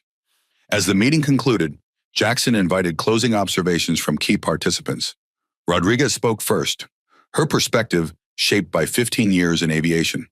3 months ago, I viewed passenger needs through a compliance lens minimum, required accommodations to meet regulatory standards. Today, I understand that genuine accessibility isn't about meeting obligations, but about creating environments where everyone can function at their best. This evolution from compliance thinking to inclusion thinking reflected the deeper transformation catalyzed by Flight 387. Noah had completed his drawing and carefully placed it on the conference table, a detailed visualization showing how principles from their flight experience had influenced multiple sectors in expanding concentric circles. Noah's right, Marcus observed, studying the artwork through the video connection. The core principles of sensory accommodation, predictability, and dignity-preserving support are applicable far beyond aviation. The underlying framework can inform accessibility approaches in virtually any environment. Jackson nodded agreement, his expression reflecting both professional satisfaction and personal growth. When we began this initiative, I viewed it primarily as a corporate social responsibility project, important but separate from our core technology business. I now understand that accessibility isn't a specialized niche, but a fundamental aspect of effective design in any domain. This integration of accessibility into core business philosophy, rather than treating it as an add-on compliance issue, represented another dimension of transformation catalyzed by the flight experience. As the meeting dispersed, Noah approached Marcus's video screen with his latest drawing, a detailed rendering of Elijah's new specialized classroom environment near Princeton, complete with sensory accommodations similar to those Noah himself used. "This is remarkably accurate, Noah," Marcus acknowledged with evident appreciation. "You've captured Elijah's classroom perfectly, right down to the specific sensory tools he uses most frequently." This connection between the two boys, one who had been on the flight and one who had benefited from its ripple effects, represented another thread in the expanding web of influence catalyzed by their shared journey. 3 months after Flight 387, the transformation continued unfolding through multiple channels, corporate initiatives, academic integration, public education, and most significantly, the enriched relationships of those most directly involved. 6 months later, the auditorium at the National Conference on Neurodiversity and Accommodation fell silent as Jackson and Noah Reynolds took the stage together. 6 months had passed since Flight 387, and the father-son duo had become recognized advocates for accessible approaches to sensory regulation and neurodiversity support. Noah, now approaching his 11th birthday, carried his presentation materials in a carefully organized portfolio, the weighted vest beneath his comfortable clothing, the noise-reducing earbuds available but not currently needed, the fidget tool clipped to his belt, all represented accommodations that supported his regulation without requiring him to suppress his natural neurology. "Thank you for inviting us to share our journey," Jackson began, his communication style now authentically engaged rather than corporately polished. 6 months ago, I was a very different parent and person focused on making my autistic son appear normal, rather than understanding and supporting his actual needs. The audience, comprising educators, researchers, medical professionals, and neurodivergent self-advocates, listened attentively as Jackson recounted the transformative flight experience that had fundamentally altered his understanding of autism and appropriate support. "What began as a potential public relations crisis became the most important learning experience of my life," he acknowledged. "I discovered that what I had viewed as behavioral problems were actually reasonable responses to environments that didn't accommodate my son's neurology." Noah approached the podium, standing beside his father rather than remaining seated as a passive subject of discussion. This visible partnership, parent and child collaborating, rather than adult speaking for child, represented another dimension of their transformed relationship. "I'd like to share some data about the Sensory Accessibility Initiative that developed from our experience," Noah said, his voice quiet but clear as he advanced to his carefully prepared slides. The presentation that followed demonstrated both Noah's remarkable analytical capabilities and his growing comfort with public communication when provided appropriate accommodations. He detailed implementation results across 27 airlines, 17 public transportation systems, and 43 entertainment venues, highlighting statistically significant reductions in reported sensory incidents. "The most important outcome isn't measured in these statistics," Noah concluded, his direct communication reflecting growing self-advocacy skills. "It's that people like me can participate more fully in public spaces without being forced to suppress our natural responses to sensory information." This articulation, framing accessibility as participation opportunity rather than behavioral management, reflected the core insight catalyzed by Flight 387. From the front row, Marcus Davis watched with evident pride. Now a Princeton student conducting formal research on accessible sensory regulation approaches, he had maintained regular connection with Noah and Jackson through both the initiative's development and personal mentorship. Following Noah's presentation segment, Marcus joined them on stage for the panel discussion, his worn backpack replaced by a Princeton-branded messenger bag, but his calm confidence unchanged despite dramatically altered circumstances. The Reynolds Foundation's Neurodiversity Family Advancement Initiative has supported 17 families in its first 6 months. Marcus explained in response to a moderator question. Each family includes a neurodivergent individual with significant potential contributions to offer, alongside caregivers or siblings providing essential support. The initiative that had enabled Marcus to accept Princeton's offer while relocating his brother Elijah and their grandmother had expanded to create similar opportunities for other families facing the impossible choice between advancement and caregiving responsibilities. What differentiates this program from traditional scholarships, Jackson added, is its recognition that neurodivergent individuals exist within family systems. Supporting the individual often requires supporting the entire ecosystem around them. This systems-level thinking, considering the broader context rather than isolated interventions, characterize the evolved approach developed through their shared experience. A neurodiversity self-advocate from the audience posed the next question. How do you ensure these initiatives remain accountable to actually autistic perspectives, rather than being shaped primarily by neurotypical assumptions about what constitutes appropriate support? Noah responded directly, his growing self-advocacy apparent in his willingness to address this critical question. Every program component is co-developed with a consultant panel comprising autistic individuals across age ranges, support needs, and communication styles. Nothing is implemented without substantive input from those most directly affected. This commitment to nothing about us without us, ensuring neurodivergent leadership in initiatives ostensibly serving neurodivergent individuals, reflected the ethical framework that had evolved from their flight experience. Rodriguez, attending the conference in her capacity as Director of Passenger Accessibility, shared implementation experiences from the aviation sector. What began as accommodation for a specific situation has evolved into a comprehensive framework that benefits diverse travelers. The approaches developed through Flight 387 have improved experiences for elderly passengers, individuals with anxiety, parents with young children, and many others beyond the originally intended audience. This recognition that accommodations designed primarily for neurodivergent individuals often benefit many others reflected a broader understanding of universal design principles. The conference presentation continued with specific examples of successful implementation, including video testimonials from families who had benefited from the expanding accessibility initiatives. For the first time, my son could experience air travel without trauma. Shared one parent, the predictability, sensory accommodation, and crew buying understanding made a previously impossible activity accessible for our entire family. Beyond testimonials, the presentation included detailed research data from Marcus's Princeton studies, demonstrating empirical support for approaches that had begun as crisis intervention on a single flight. The data confirms what lived experience suggested, Marcus explained, highlighting statistically significant findings. Appropriate sensory accommodation and regulatory support produce consistently better outcomes than approaches focused primarily on behavioral compliance. This integration of lived experience with formal research methodology represented another dimension of the transformation catalyzed by Flight 387. Following the formal presentation, a reception allowed for more personal interaction between presenters and conference attendees.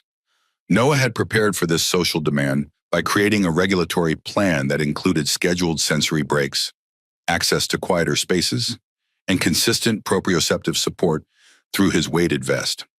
"Your son is remarkable," commented an educational psychologist to Jackson. "His presentation skills and data analysis demonstrate exceptional capabilities." "Noah has always had those capabilities," Jackson replied.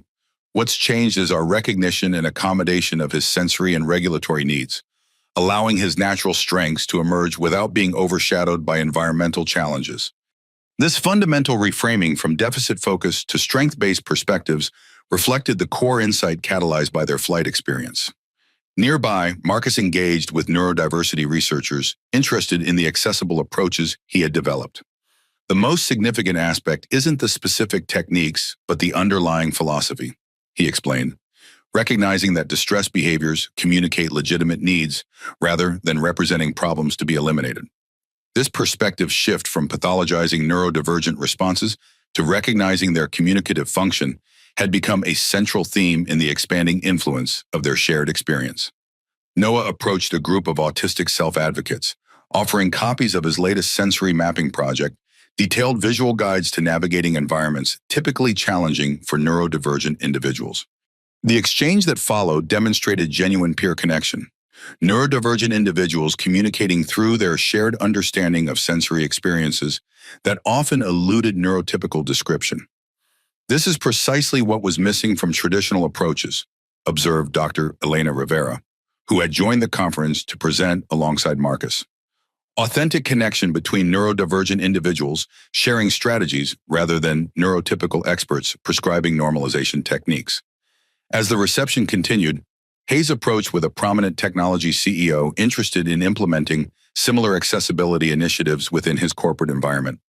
Jackson, I'd like you to meet Thomas Wilson from Integrated Systems.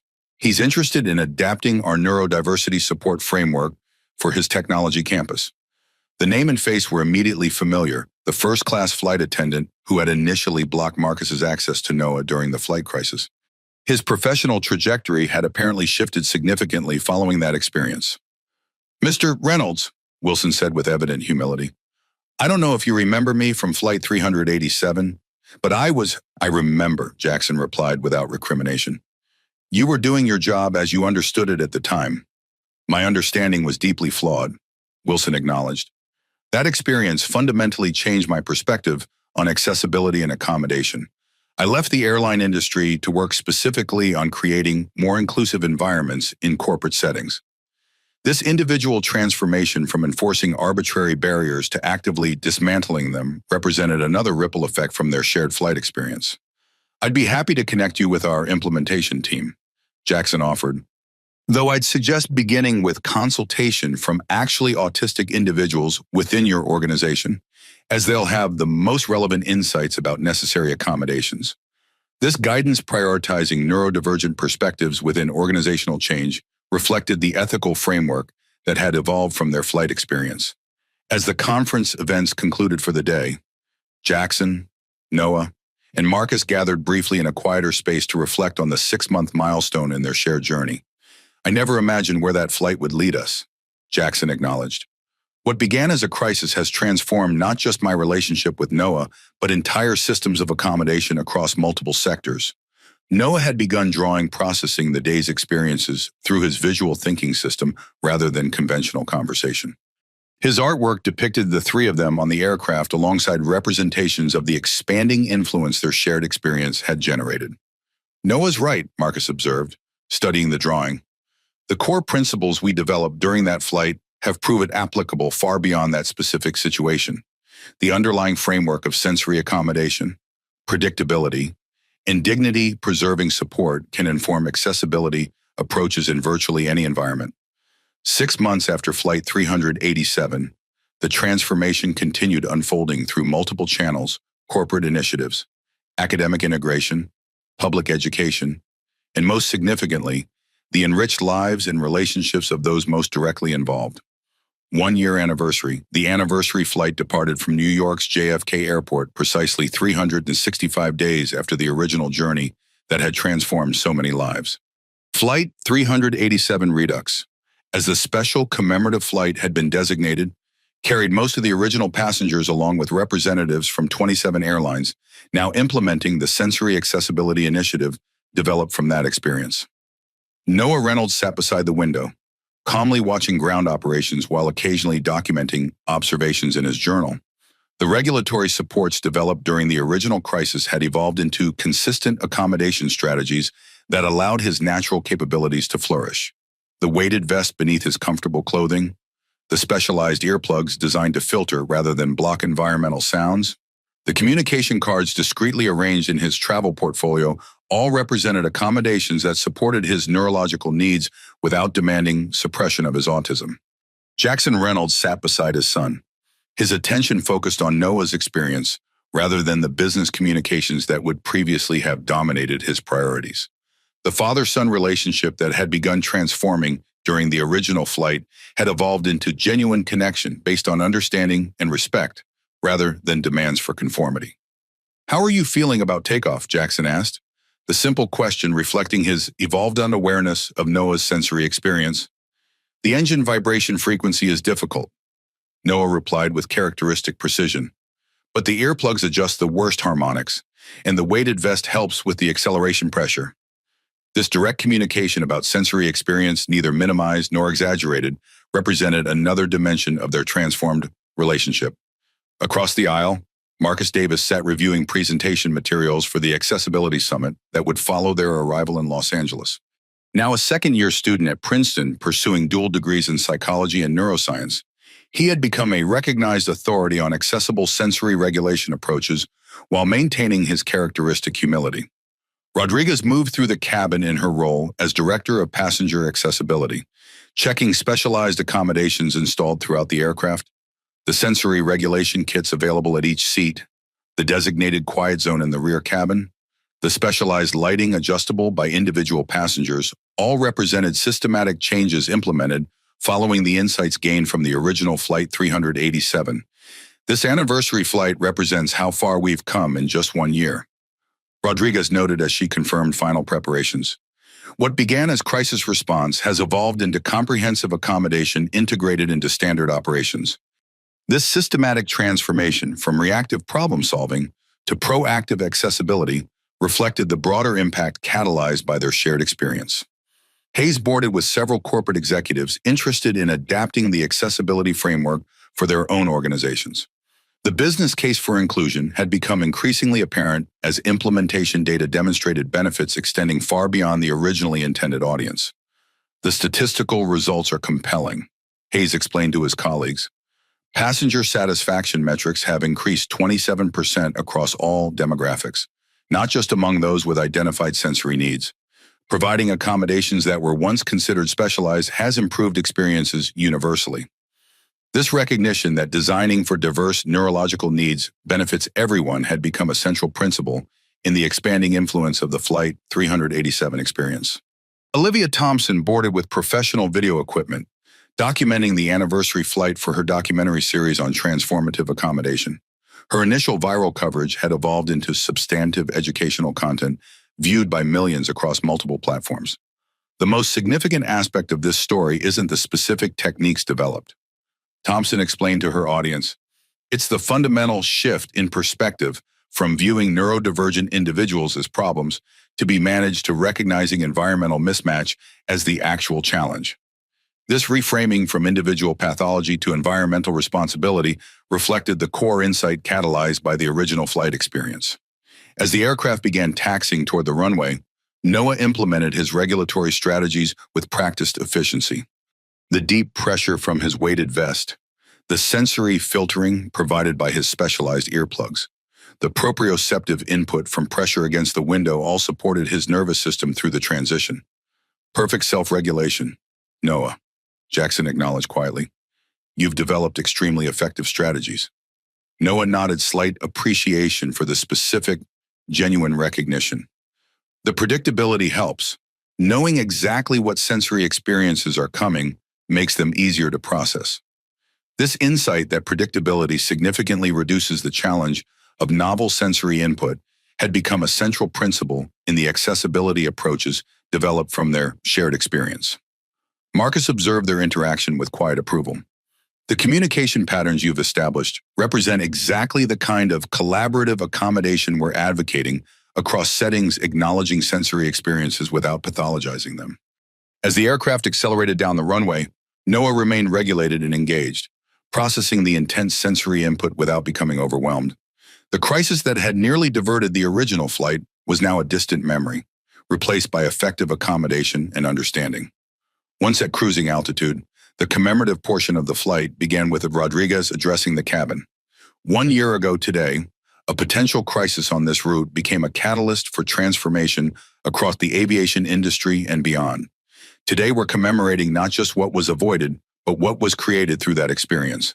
The cabin screens displayed implementation data from the Sensory Accessibility Initiative now operating across 27 airlines, incident reduction metrics, passenger satisfaction improvements, and accessibility expansion statistics demonstrated the tangible impact of approaches developed through the original flight experience. What began as accommodation for a specific situation has evolved into a comprehensive framework benefiting diverse travelers, Rodriguez continued.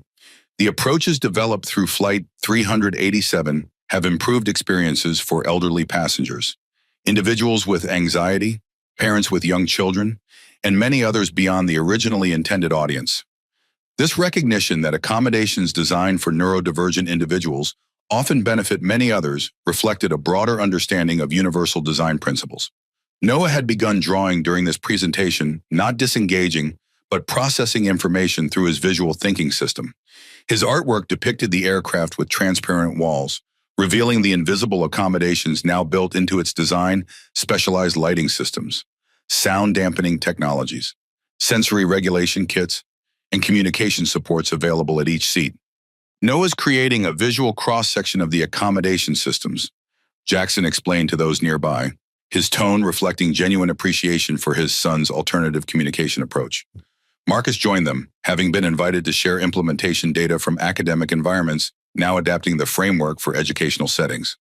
The principles developed through Flight 387 have proven remarkably transferable across contexts. He explained, the core insights about sensory regulation, predictability, and dignity-preserving support apply in virtually any environment. As the presentation continued, Thompson conducted brief interviews with original passengers reflecting on how the flight experience had influenced their understanding of neurodiversity and accommodation. "I'm embarrassed by my initial reaction," admitted a businessman who had complained vociferously during the original crisis. "I viewed a child's neurological distress as an inconvenience rather than recognizing the environmental factors creating that distress. My perspective has completely transformed through this experience."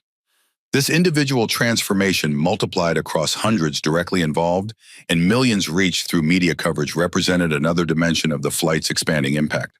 The aircraft encountered mild turbulence as they crossed the Rocky Mountains. Noah implemented his regulatory strategies with practiced efficiency, the potential trigger managed through accommodation rather than escalating to crisis. "Excellent self-advocacy, Noah," Jackson acknowledged. "You recognize exactly what your nervous system needed." This simple exchange of father recognizing his son's self-regulation as competence, rather than viewing support needs as deficiency, reflected their transformed relationship. As the flight continued westward, the commemorative program transitioned to forward-looking initiatives building on the foundation established through their shared experience. The Reynolds Foundation's Neurodiversity Advancement Initiative has supported 37 families in its first year, Jackson explained, presenting expansion plans for the coming year. Each family includes a neurodivergent individual with significant potential contributions to offer, alongside caregivers or siblings providing essential support. The program that had enabled Marcus to accept Princeton's offer while relocating his brother Elijah and their grandmother had expanded to create similar opportunities for other families facing the impossible choice between advancement and caregiving responsibilities. "What differentiates this program from traditional scholarships," Marcus added, "is its recognition that neurodivergent individuals exist within family systems. Supporting the individual often requires supporting the entire ecosystem around them. This systems-level thinking, considering the broader context rather than isolated interventions, characterize the evolved approach developed through their shared experience." Noah contributed to this segment through his preferred communication medium, visual representation rather than verbal presentation. His detailed drawings depicted accommodation models for various environments, each illustration demonstrating how principles developed through their flight experience could be adapted for different settings. Noah's visual thinking offers perspectives that verbal descriptions often miss, Jackson explained, his tone reflecting genuine appreciation for his son's alternative cognitive style. His spatial awareness and pattern recognition capabilities allow him to visualize accommodation systems with remarkable clarity. This recognition of different but equally valid cognitive approaches, visual thinking valued alongside verbal articulation, reflected another dimension of their transformed understanding. As the aircraft began its descent toward Los Angeles, the anniversary program concluded with reflections on the journey's broader significance. "1 year ago, a potential crisis became a catalyst for transformation," Rodriguez summarized. "What began as accommodation for a specific situation has evolved into a comprehensive framework for accessibility that benefits countless individuals across diverse environments." Noah implemented his regulatory strategies for landing with practiced efficiency, the potential trigger managed through accommodation rather than escalating to crisis. The contrast with the original flight's near emergency highlighted how profoundly understanding and appropriate support had transformed the experience. Perfect self-regulation. Noah, Jackson acknowledged quietly. You've developed extremely effective strategies. This simple exchange, specific recognition of competence, rather than demands for performance, encapsulated their transformed relationship. As the wheels touched down at Los Angeles International Airport, the cabin erupted in spontaneous applause, celebrating not just safe arrival, but the year-long journey of transformation that had begun with crisis and evolved into systematic change, benefiting thousands beyond those directly involved. The anniversary flight that had commemorated a catalytic experience had itself become another milestone in the continuing journey toward genuine inclusion and accommodation, not as specialized exception, but as fundamental approach to human diversity.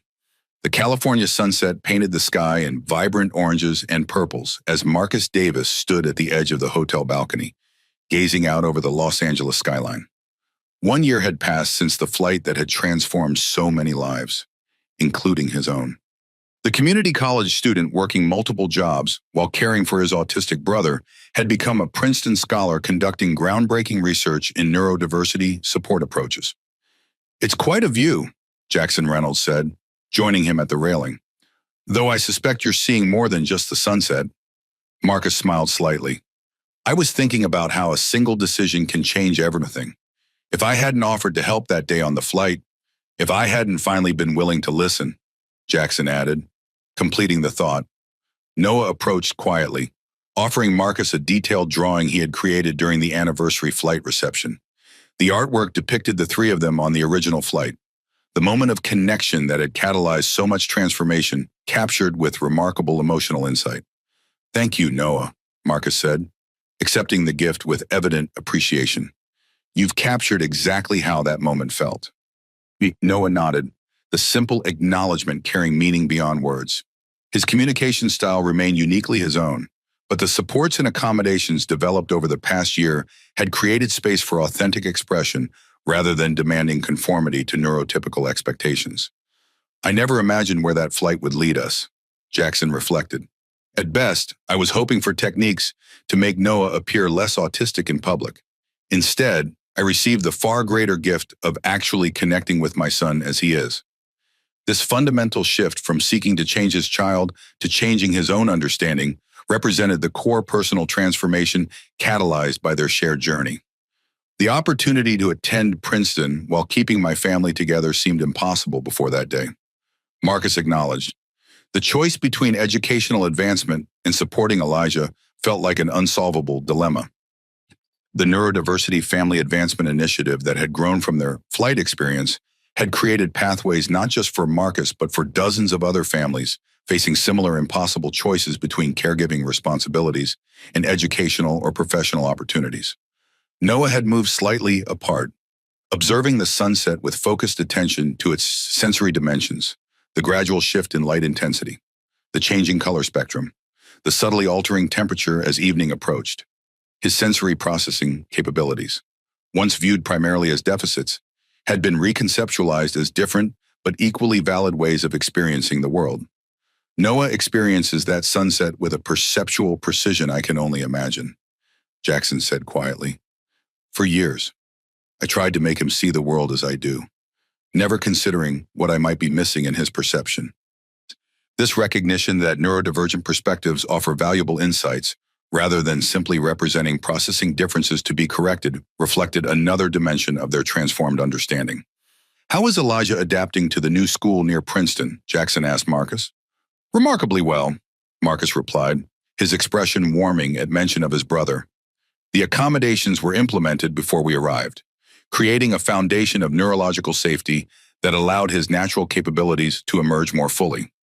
This proactive approach, establishing accommodations in advance, rather than responding to crises, had become a central principle in the systematic changes implemented across multiple environments following their flight experience. The sensory regulation techniques we developed during the flight have evolved into his daily routine, Marcus continued. But more importantly, the perspective shift from viewing his autism as something to fix to recognizing it as a different but valid neurology has transformed his educational experience. This fundamental reframing from pathology-based to neurodiversity-affirming approaches reflected the core insight catalyzed by their shared journey. Noah returned to them. Having completed his sensory exploration of the sunset, he handed his father a note written in his precise handwriting, "Thank you for learning my language," instead of just demanding I speak yours. Jackson read the note carefully, his expression reflecting profound recognition of the journey they had traveled together. "Thank you for your patience while I learned. Noah, I'm sorry it took so long." This simple exchange acknowledgement of different but equally valid communication approaches encapsulated their transformed relationship. The conversation continued as evening settled over Los Angeles. Three lives connected by a chance encounter that had catalyzed profound personal and systemic change. What had begun as crisis had evolved into connection, understanding, and opportunity not just for those directly involved, but for countless others touched by the expanding influence of their shared experience. Their personal transformations from crisis to connection, from misunderstanding to appreciation, from limitation to opportunity reflected the most profound dimension of the journey that had begun 1 year earlier on Flight 387. As stars appeared in the darkening sky above Los Angeles, the impact of Flight 387 continued expanding through multiple channels: institutional policies, educational approaches, public perceptions, and most significantly, the transformed relationships of those most directly involved. "What amazes me most," Marcus observed as they continued their balcony conversation, "isn't just the scale of change, but how a single interaction created ripples affecting thousands of people who were never on that flight." The Sensory Accessibility Initiative, now operating across 27 airlines, had improved travel experiences for countless neurodivergent individuals and their families. The accommodation protocols developed through their shared experience had been adapted for public transportation systems, entertainment venues, educational environments, and corporate settings. "I think that's because the core insight transcends specific contexts," Jackson replied thoughtfully. "Recognizing that environments create disability through inaccessibility rather than disability residing inherently in individuals is applicable virtually everywhere." This fundamental reframing from individual deficit to environmental responsibility had become the central principle in the expanding influence of their flight experience. Noah had been drawing as they talked, creating a detailed visualization of these expanding ripple effects. His artwork depicted concentric circles radiating outward from the aircraft, each ring representing different environments now implementing accommodation approaches developed through their shared experience.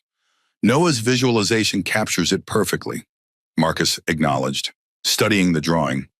"The principles we developed during that flight have proven remarkably transferable across contexts. The core insights about sensory regulation, predictability, and dignity-preserving support apply in virtually any environment." Rodriguez joined them on the balcony, having finished coordinating arrangements for the next day's accessibility summit. "The statistical results continue exceeding projections," she reported. "Passenger satisfaction metrics have increased 27% across all demographics, not just among those with identified sensory needs." This recognition that designing for diverse neurological needs benefits everyone had become another central principle in the expanding influence of the Flight 387 experience. "The most significant transformation hasn't been procedural but perceptual," Rodriguez continued. "Our crews no longer view neurodivergent passengers as problems to manage, but as travelers with specific needs that we're equipped to support." This perspective shift from problem orientation to support orientation reflected the core insight catalyzed by their shared journey.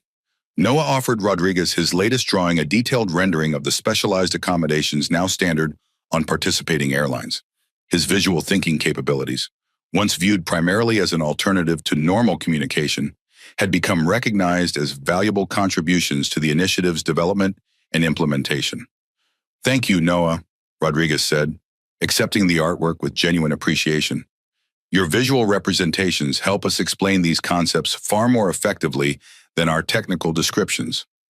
This recognition of different but equally valid communication approaches visual thinking valued alongside verbal articulation reflected another dimension of their transformed understanding. Hayes joined the balcony gathering, tablet in hand displaying the latest media coverage of the anniversary flight. "Thompson's documentary has already reached 2 million views in just 3 hours," he reported. The educational impact continues expanding far beyond those directly involved in implementation. What had begun as viral social media coverage had evolved into substantive educational content viewed by millions across multiple platforms, transforming public perception of neurodiversity and appropriate accommodation approaches.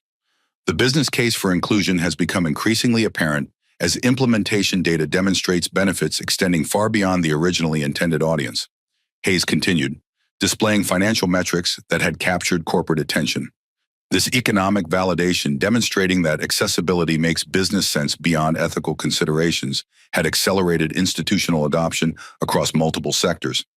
I never imagined where that single decision to offer help would lead. Marcus reflected. At best, I hoped to support one child through a difficult flight. Instead, it catalyzed systematic changes benefiting thousands. This expansion from individual intervention to systemic transformation represented the broader legacy of their shared journey. Noah had completed another drawing, this one depicting the next generation of accessibility initiatives currently in development. His forward-thinking visualization captured emerging technologies and approaches that would further expand accommodation opportunities across diverse environments. Noah's already envisioning next-generation implementations, Jackson observed with evident pride. His perspective continues informing development far beyond our original concepts. This ongoing evolution building on established foundations to create increasingly effective accommodations represented the continuing legacy of their flight experience. As evening deepened around them, the conversation turned to broader implications for how neurodiversity is understood and supported across society. Perhaps the most significant legacy isn't the specific techniques or programs, Marcus suggested, but the fundamental reframing of how we understand and respond to neurological differences. The shift from pathology-based to neurodiversity-affirming approaches, from viewing autism primarily as deficits to be remediated to recognizing it as a different but valid neurological operating system, had become the central principle in the expanding influence of their flight experience. What began as accommodation for one child on one flight has evolved into a comprehensive framework for accessibility that benefits countless individuals across diverse environments. Rodriguez summarized. The legacy of a single act offering help when it wasn't expected, accepting help when it wasn't sought continued expanding through multiple channels, transforming lives far beyond those directly involved in that catalytic moment on Flight 387. As the anniversary gathering concluded, Noah Reynolds stood at the podium in the hotel conference room, addressing the assembled audience of airline executives, accessibility professionals, educators, and families. His voice was quiet but steady, his message clear and compelling. 1 year ago, I was overwhelmed by an environment that didn't support my sensory needs. Noah said, today, I'm speaking to hundreds of people because environments have been adapted to make that possible. He displayed a slide showing before and after metrics from the Sensory Accessibility Initiative, dramatic reductions in reported distress incidents, alongside increases in neurodivergent travel participation. But numbers don't tell the whole story. Noah continued, his growing self-advocacy evident in his willingness to address this audience.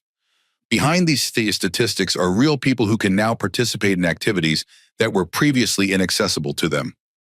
Jackson watched his son with evident pride, marveling at the transformation in their relationship and Noah's growing confidence in sharing his perspective. What had begun as a crisis on Flight 387 had evolved into an opportunity for Noah's natural capabilities to emerge and flourish. The question now is, what will you do with what you've learned? Noah asked the audience directly. Will you implement these approaches in your own organizations? Will you advocate for similar accommodations in your communities? Marcus Davis joined Noah at the podium, their partnership symbolizing the collaboration between lived experience and professional expertise that had characterized their initiative from the beginning. The principles we developed during that flight can be applied virtually anywhere, Marcus explained. Sensory accommodation, predictability, dignity-preserving support, these approaches create environments where diverse neurologies can function effectively. Noah nodded agreement, and they benefit everyone, not just people like me. When environments are designed for neurological diversity, they become more accessible for all. This recognition that universal design principles serve the broadest possible population had become a central theme in their advocacy work. Today, we're asking you to join us in expanding this transformation.